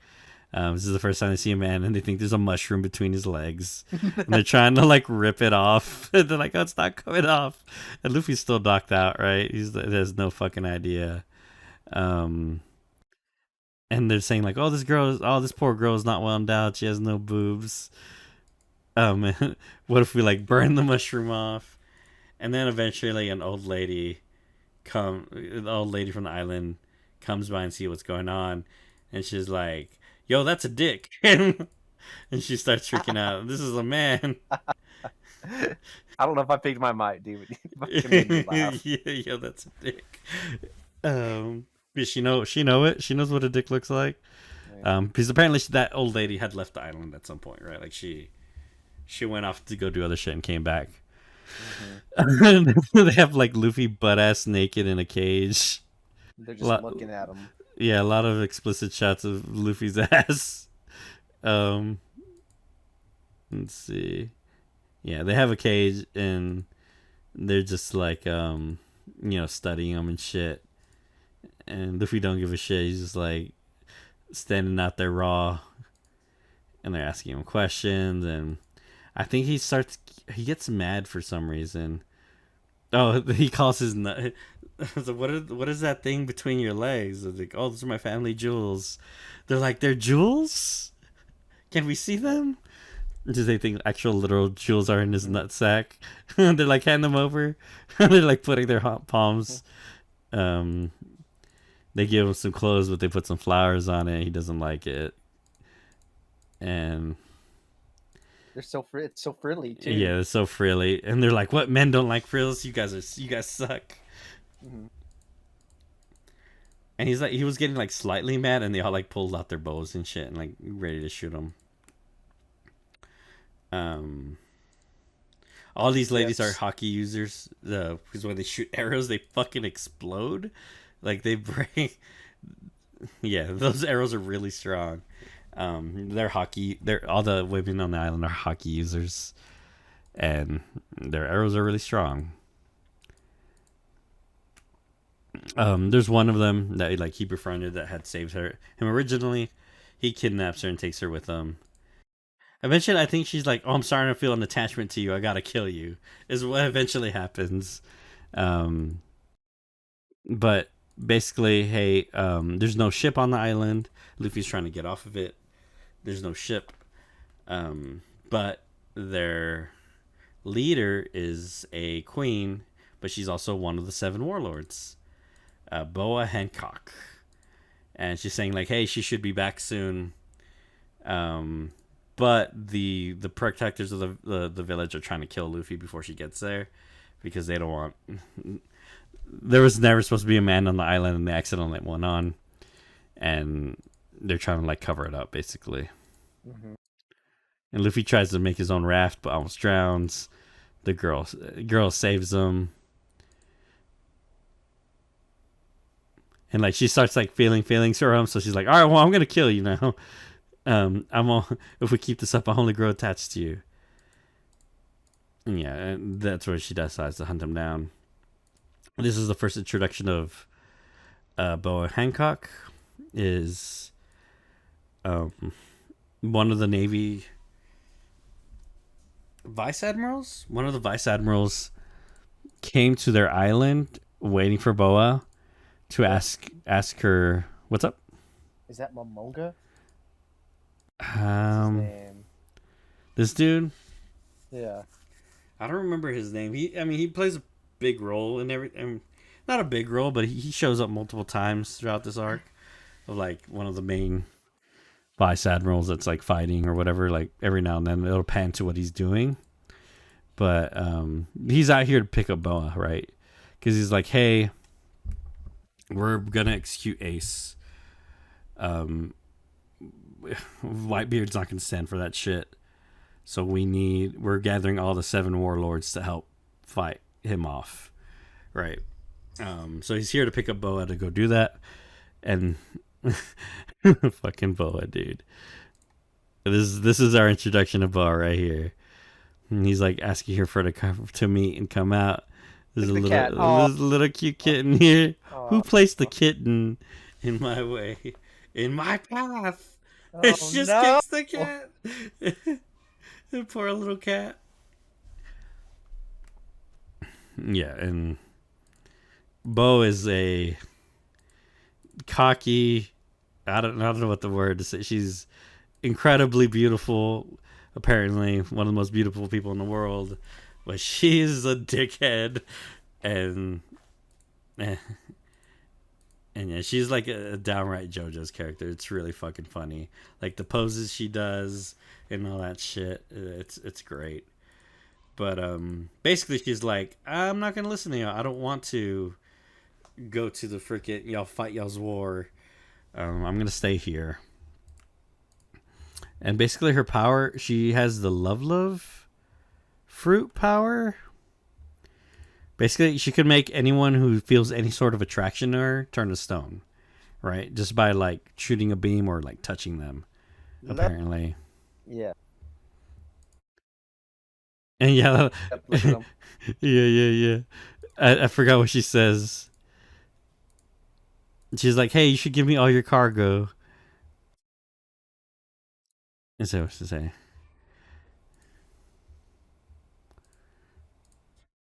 But so I want to, because they're gonna revoke her Warlord of the Sea title if she doesn't come, and she's like, "Hey, I'm gonna keep the title, and you're gonna give me all your loot." And then, of course, everyone on the fucking ship listens because they're a dipshit. Mm-hmm. And this is a constant goof that happens in the arc with Boa. Apparently she's like a crazy strong hockey user as well. And so are her sisters.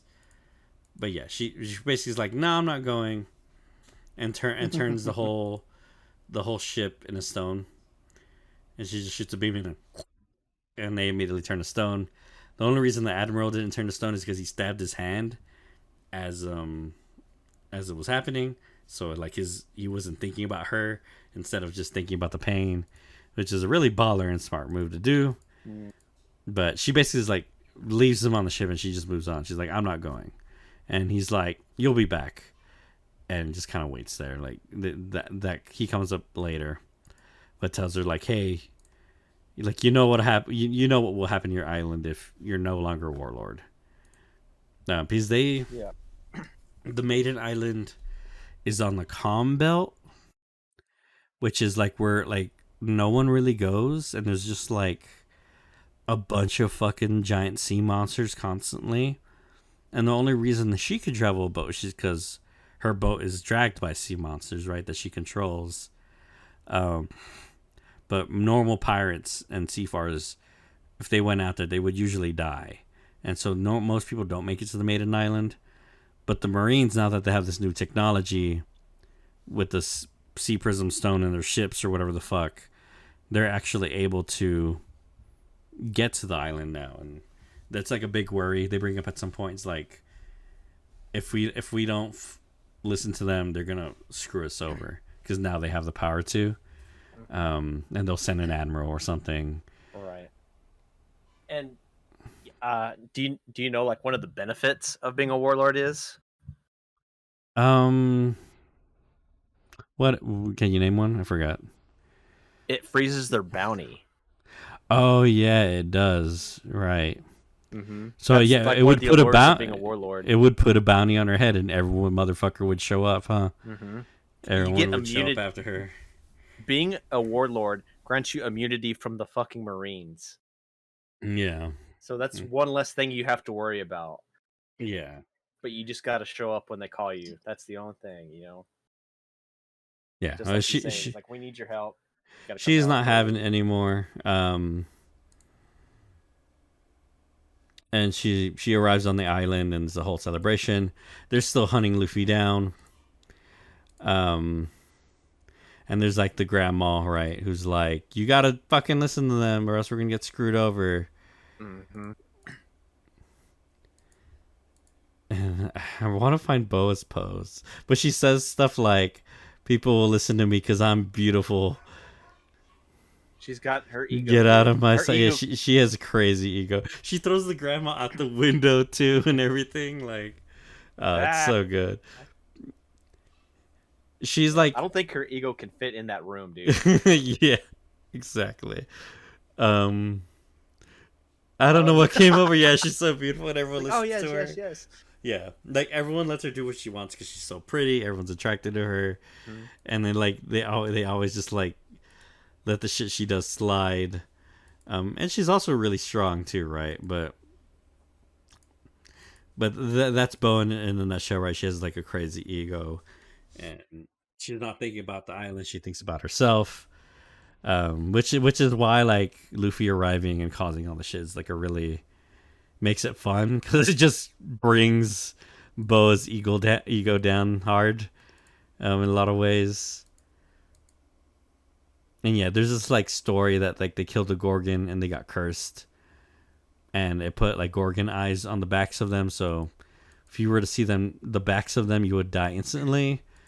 So there's like, hey, whenever Boa's gonna take a shower or like bathe or something, like literally the whole city goes on lockdown and shit. Everyone leaves the palace, and her sisters are guarding her and whatnot because apparently you can't see the back of her.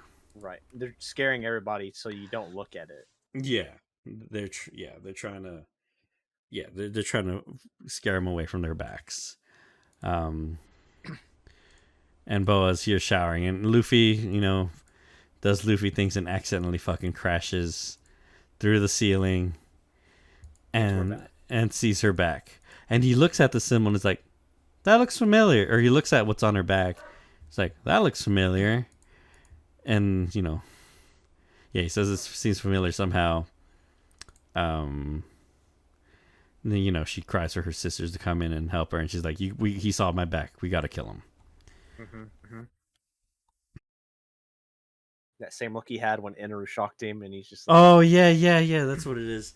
Like, she's like, well, I'll just turn and use a stone. And, like, it doesn't work. And she's like, what? What? Yeah, why won't you petrify? This can't be a real fucking thing.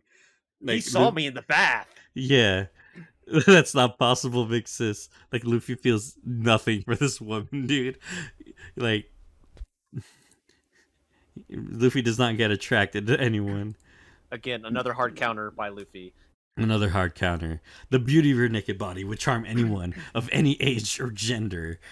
And yeah, Luffy's just like, because yeah, her power works on women too, right? Like, it's anyone is attracted by her. He's a pathetic yet lucky man. He's like, I don't know what's going on, but I'm out of here. He just leaves. But yeah, she's freaking out that she can't actually do anything to him. Yeah.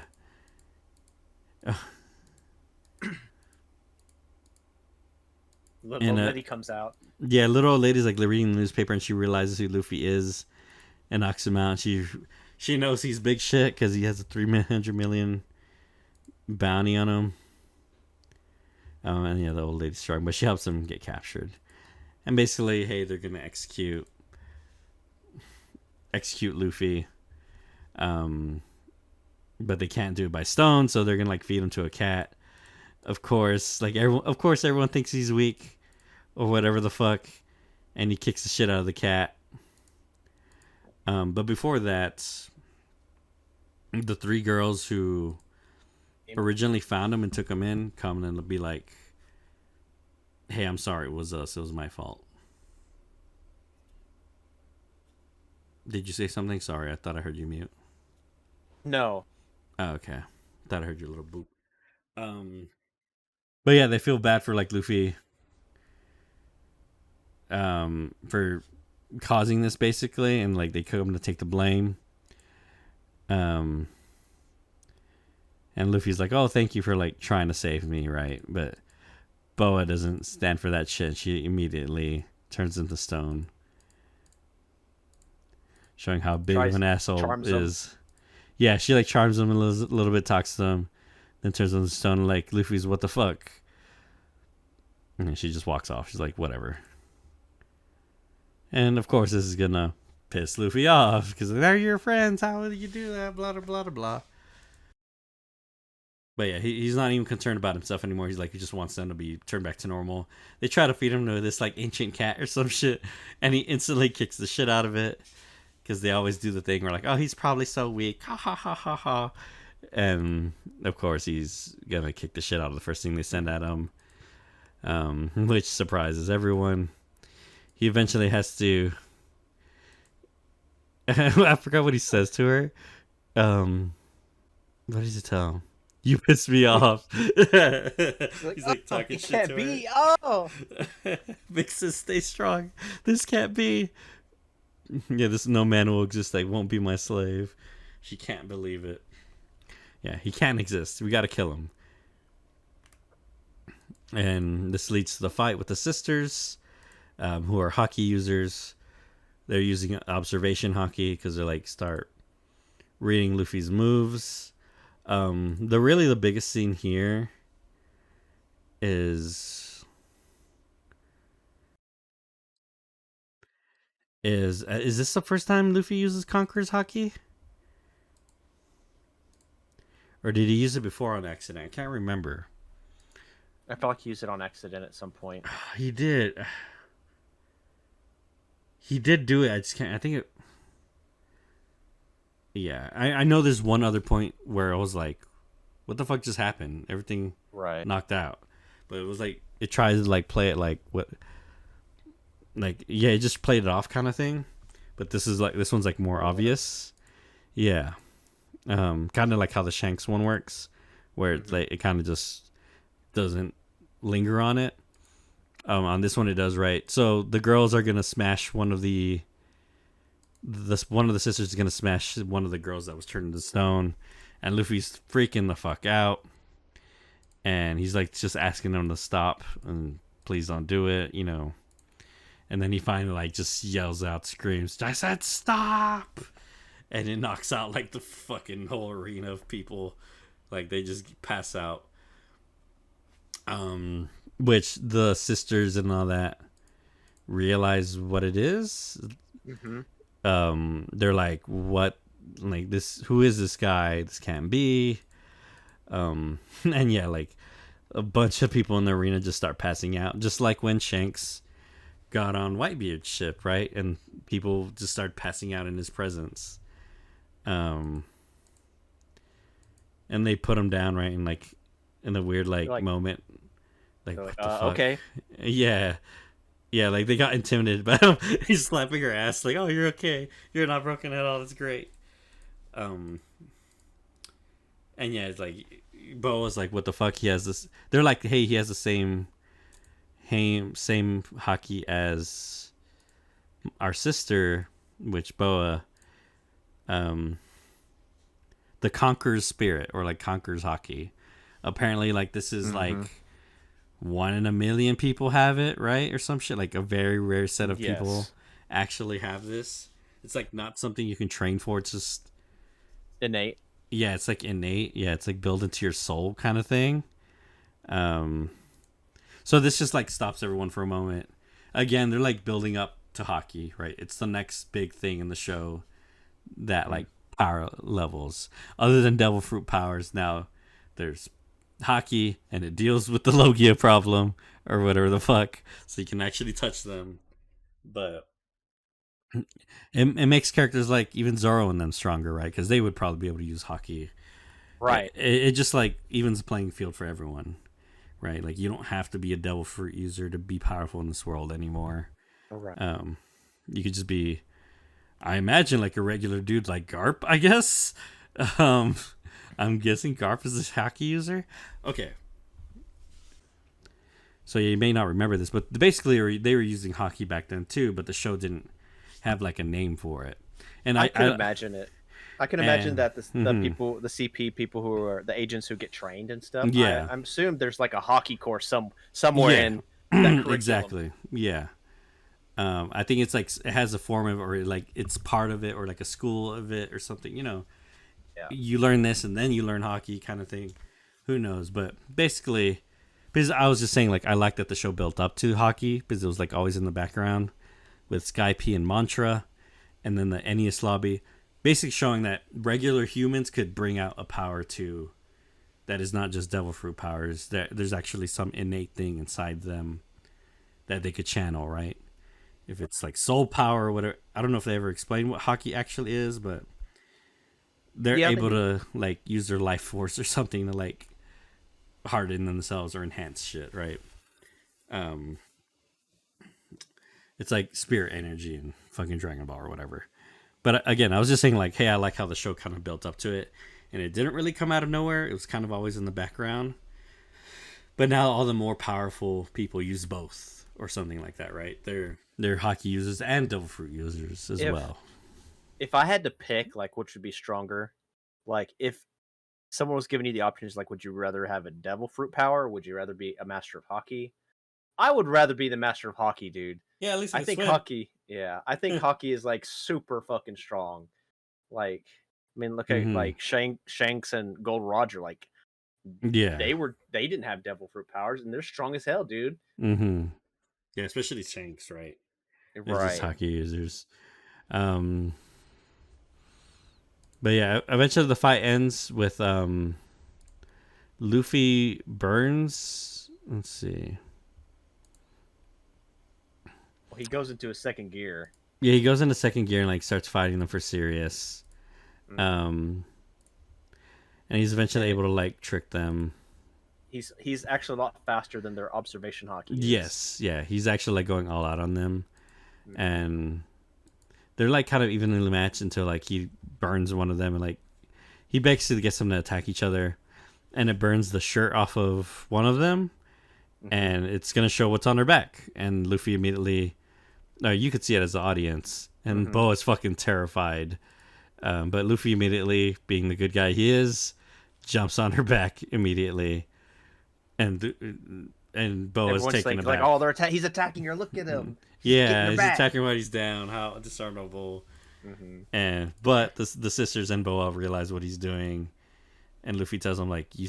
Because Luffy, acting as dumb as he does remember stuff, right? He does Right. retain information when you don't think. But when he first met them in the shower, they said, they described that they don't want anyone to see the thing on their back, right? Mm-hmm. And he remembered that. And when in this fight, it was happening, he was like, "Oh shit, let me handle this shit. I don't actually hate these girls. I just want him to fix the shit they did to my friends." Um, and yeah, Boa's taken aback by this, right? And Because she realizes what he's doing. Yeah. yeah, and she's like tired. Like she's like, "What the fuck is going on? What happened?" Basically, Boa's kind of been putting a front up the whole time, like her Mm-hmm. shittiness, her ego, or what. She does have a huge ego, but it's like this giant wall, right? Like she was kind of like putting up against everyone, because like they were screwed with as kids, like super hard. Let's see, but they Luffy basically puts them in the spot, right? And she's like, "Okay, like you win, you helped me. You can have one wish of me." Um, and she's like, he's totally gonna wish for the ship and leave these girls behind. It was just an act. And he's like, "Oh no, fix the girls. Like I'm good."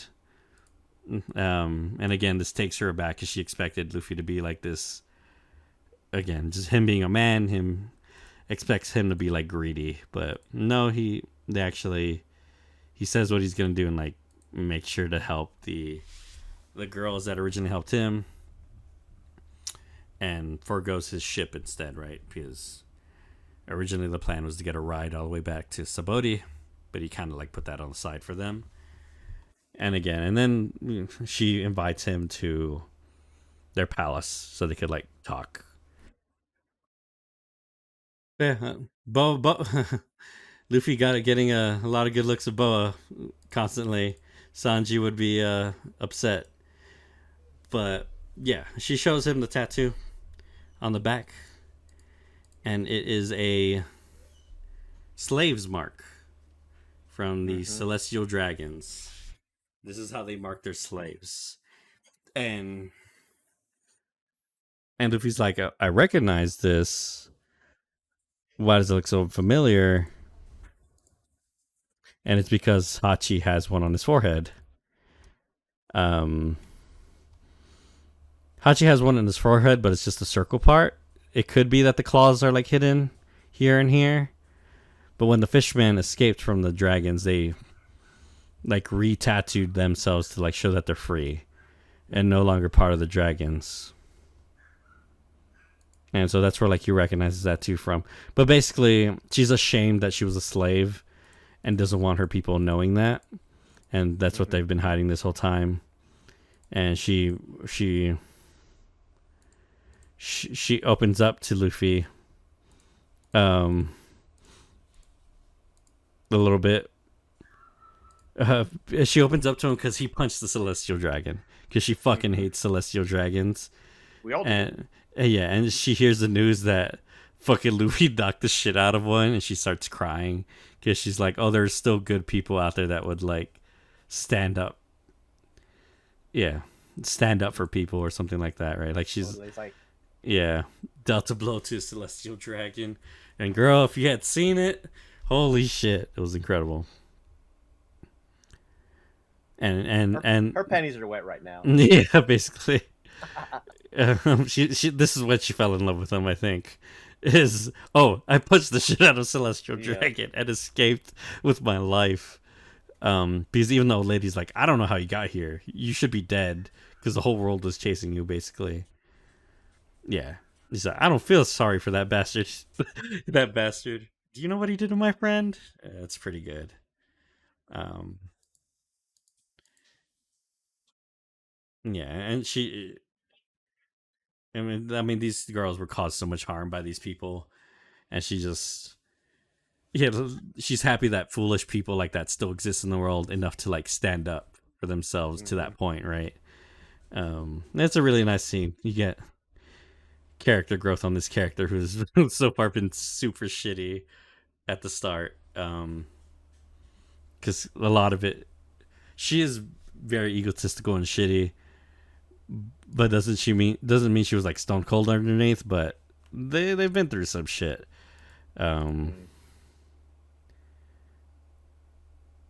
Yeah, and I think she gives some backstory on the Fishman. Because yeah, they were kidnapped, and the poor sister, like she's describing like what happened to them. She's having like PTSD of like everything. Dude, like when they start talking, they're young girls going to these shitty celestial dragons. Like this is already super dark. Like where we're treading here. Like, you don't really need to describe anything, right? You're already, like, yeah, of course this girl does not want to relive these memories. Even Luffy's like, don't tell me, it's fine. Like, I don't want you to relive this. Yeah, a man climbed the red line with his bare hands. So, this was Rayleigh, then, who saved them. He climbed the red line with his bare hands and saved them? Or was it Lion? Not Rayleigh. It was Lion, Fishman, Lion. It was Fisher Tiger. Fisher Tiger. Okay, they've like mentioned him a couple times. It's just that they bump into each other later, Rayleigh and the girls, and they're like, "Oh, it's the person who saved us." Which maybe Rayleigh was just helping Fisher Lion at the time or something. Yeah, Fisher Tiger actually Fisher Tiger. Get it right, dude. This guy's a legend. Okay. Respect this man. So Fisher Tiger actually super hated humans, but he hates celestial dragons more, so he's gonna help the humans too. Because fuck the celestial dragons. And yeah, he let thousands of slaves go free, and this is when the girls got free. And is this Fisher Tiger right here? It looks like him, but Fisher Tiger, I can't tell if it's like a celestial dragon, but I'm pretty sure that's Fisher Tiger. Mm-hmm.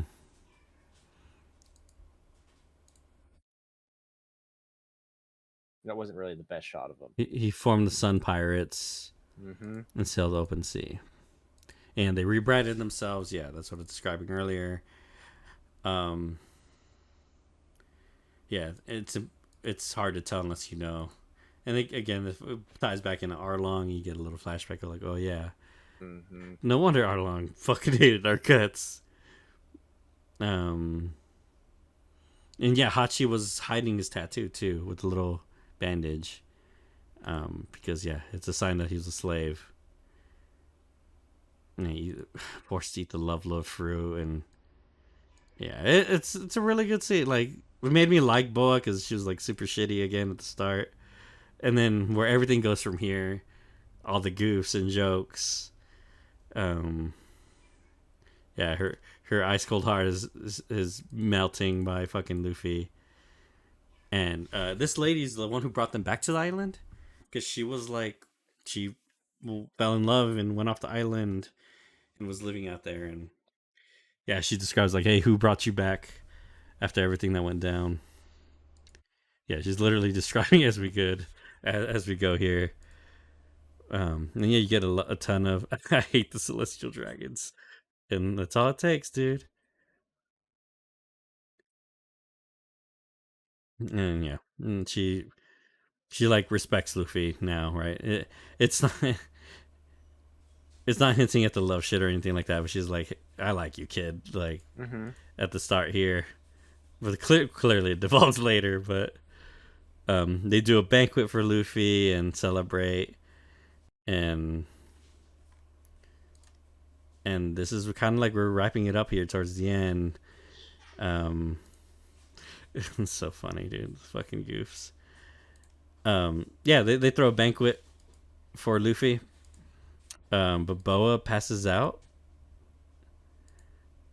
She's like drinking wine or something, and then she just like passes out at some point.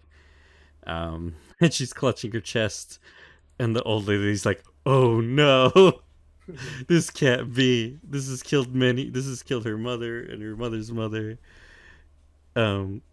and it's and she's like tomorrow morning. Yeah, she says that Luffy's leaving tomorrow morning, and she's like, Monday, Luffy.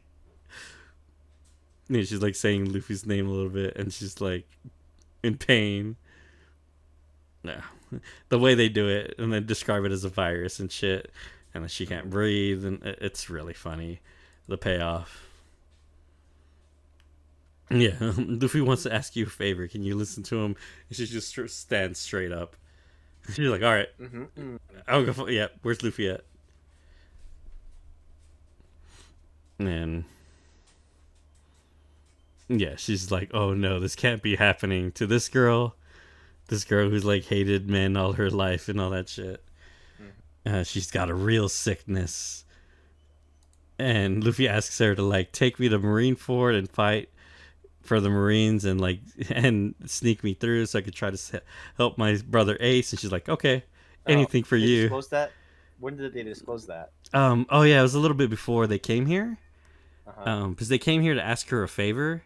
Because at the end of the banquet, I'm sorry, him and the blonde-haired chick that Luffy's hanging around with here go and hang out with the grandma because it's quiet because all the women won't fucking leave Luffy alone.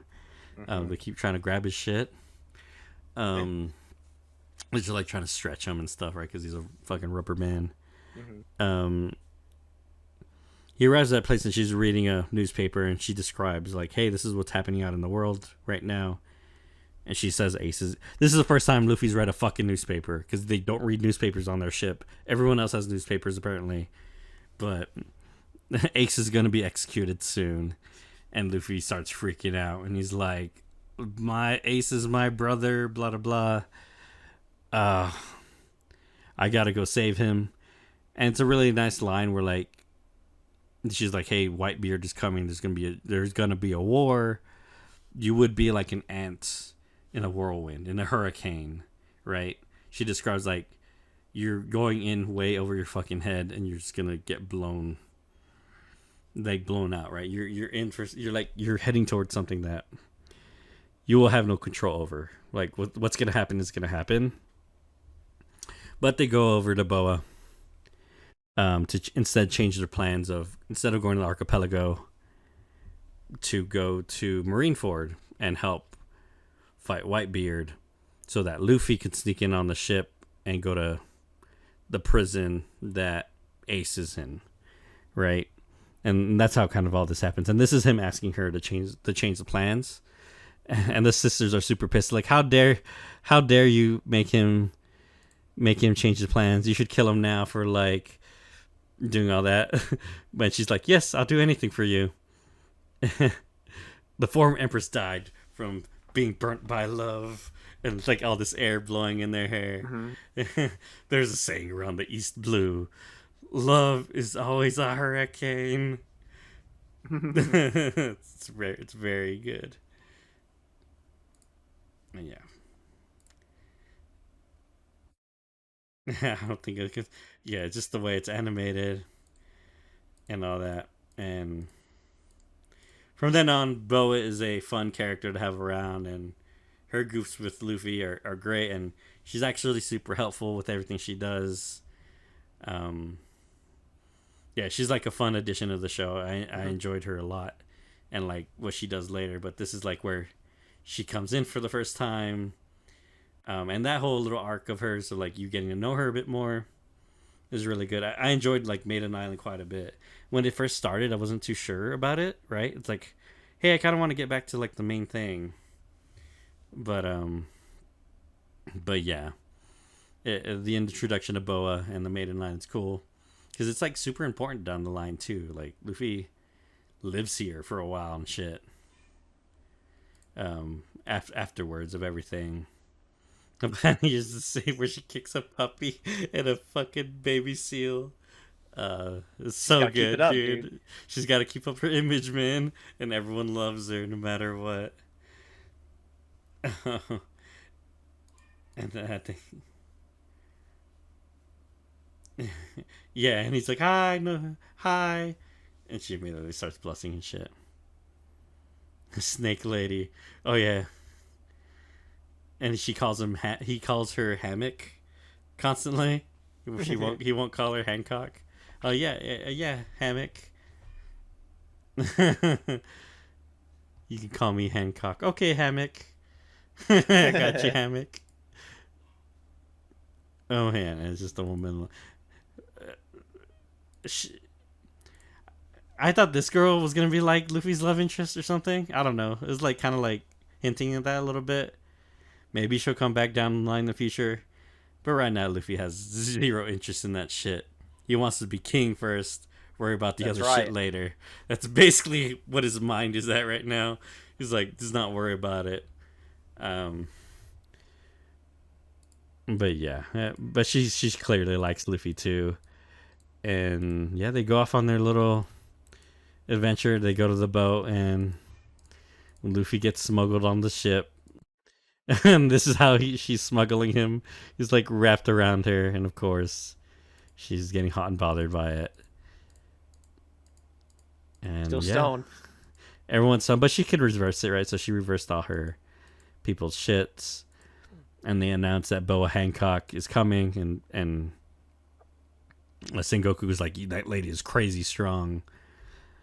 That's good to have her." Which, I mean, yeah, like, dude, she could fight any man and destroy that fucking guy easily. Like, I don't know how many men would be like Luffy at all. Because as soon as he touches them, they turn to stone. She fights other people later, and she touches, like, kicks them, and their body, like, cracks into stone. Robots can't fight against her, dude. No, yeah, I think she's crazy strong. I would like to see her fight more. And a little shot of Garth visiting Ace, and to be continued. But yeah, that's Sabaody and Maiden Island. A good time, man. Things are gonna be a wild ride from here after this. But when you were watching the shit that went down in Sabaody and the Maiden Island and all that, like, what was your feeling on it originally? Like, this is more of the stuff you remember, right? Right. This is getting a little bit more familiar territory. Mm-hmm. Like, there's still small things that I can't remember. Yeah, of course there will be. Of course, but I'm worried about. I was worried about Kuma. It's like, dude, he's not as bad as he seems. Like, what the hell's happening with him? Freaking Kizaru is a monster. Like, yeah, definitely. He's like, after Akoji, this is the other, like, admiral that we get to see, right? Yeah, which they're like on another level, right? It's like not even close. Right. Our current people are at, right? They're just, and it leads into later, right? Like in Impel Down, like, dude, like, Luffy has no fucking business being here. Like, no. We think he's so strong, but then he finally. Luffy, like, thinks he's so strong too and indestructible, but then he finally hits that wall, right? Of like, I can't go any further. I'm gonna get fucking filtered out here. Yeah, for real. But also at the time, I mean, it's still, Logia users seems like they're unstoppable. You can't do anything to them. Yeah. And when you see, like, Rayleigh actually go 1-to-1 with Kizaru, like, the only person who can actually, like, do anything about him, you're like, there's a chance. Yeah, there's, like, something happening here. This dude who's just like us regular ass old man, for as far as I know, is stepping up to a Logia user who should theoretically be invincible. The dude's made out of light. Yeah. No, yeah, definitely, right. Like, it's like first hint of, like, there's in this whole arc, right, and all these arcs that are coming up, there's a clear, like, push towards Haki, or like introducing you to it, like, hey, this is the next thing. Because there has to be an answer to Logia users, right? Especially for Luffy, who is just punchy, man. Like, there's nothing. Sadly, like, that's all Luffy can do. He's punchy, man. And once you remove his ability to touch something, there's your character. Your character's done at that point, right? Exactly. And there's not going to be a workaround like there was with Crocodile. Like, throw water at him and then you can hit him. Yeah, like, he hardens up when you hit water on him, but that's not going to work on everyone. Eneru, he got lucky on because he's made out of rubber and is able to counter it that way, right? So, yeah, it's just he's in for, like, he's going in over his head at this point, and people like the Warden in the next arc too, where you're like, holy shit, this devil fruit power is overpowered. Like, who could survive against this? Not many people, right? If you actually went all out. Yeah, I'm excited to do Impel Down next time. But yeah, this is probably the darkest One Piece has gotten, right? And there's a lot of like build up and satisfaction towards the end of like everything going down. But yeah, man, dude, at this point, man, dude, I was fucking hooked. Like, dude, I could not stop watching this show after the Archipelago arc. I was like, dude, I gotta see what happens next. And that whole build up to this next coming thing, man, holy shit. And I can't wait to talk to you about it. Oh. But it would not be as good. The next part would not be as good if not for everything that happened in the Archipelago here, right? Yes. It's incredible. Like, there's always those... Sometimes in shonen, there's always... Or sometimes when all the group breaks up, or like the group breaks up because something happens, right? Or they all get separated, and you know, but usually they come back up at the end of the arc, or like a couple episodes in, or 10 episodes in. Like, now the crew is gone, dude. The whole time they're gone. This is the Luffy show now. This is like a straight One Piece Luffy. And it lets all these other characters shine in this next part. And yeah, all I can keep on saying is like, yo, I was so addicted at this point.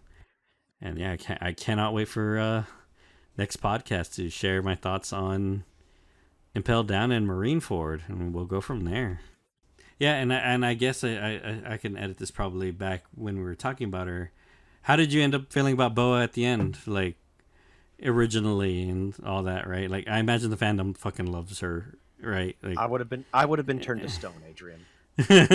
I would have been on that ship. I would have been turned to stone. Me too, yeah. But yeah, in terms of like liking her as a character, yeah, I freaking love her at this point. And again, her jokes are good. Yeah, they could probably get old like Sanji stuff, but she's not there all the time, right? So it does work every time she shows back up for a little bit, right? Compared to like someone who's Sanji, where it's like literally every time he looks at Nami and Robin, he fucking loses his shit. It's like every time. His weakness spreads a lot more than hers does. Hers is specifically Luffy.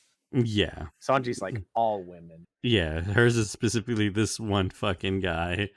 Yeah, it's a fun time for sure. It's cool to have a warlord as a friend. That too, yeah. Yeah. Fuck yeah, a warlord as a friend. I cannot wait till the next part, dude. Holy shit. Warlords as friends is great, especially one specific one. But we'll get there when we get there. But yeah, thank you for watching. If you like this podcast, leave a comment below. Hit subscribe if you want to see more. And I will see you next time. Bye, everybody. Yo ho ho, he took a bite of gum gum.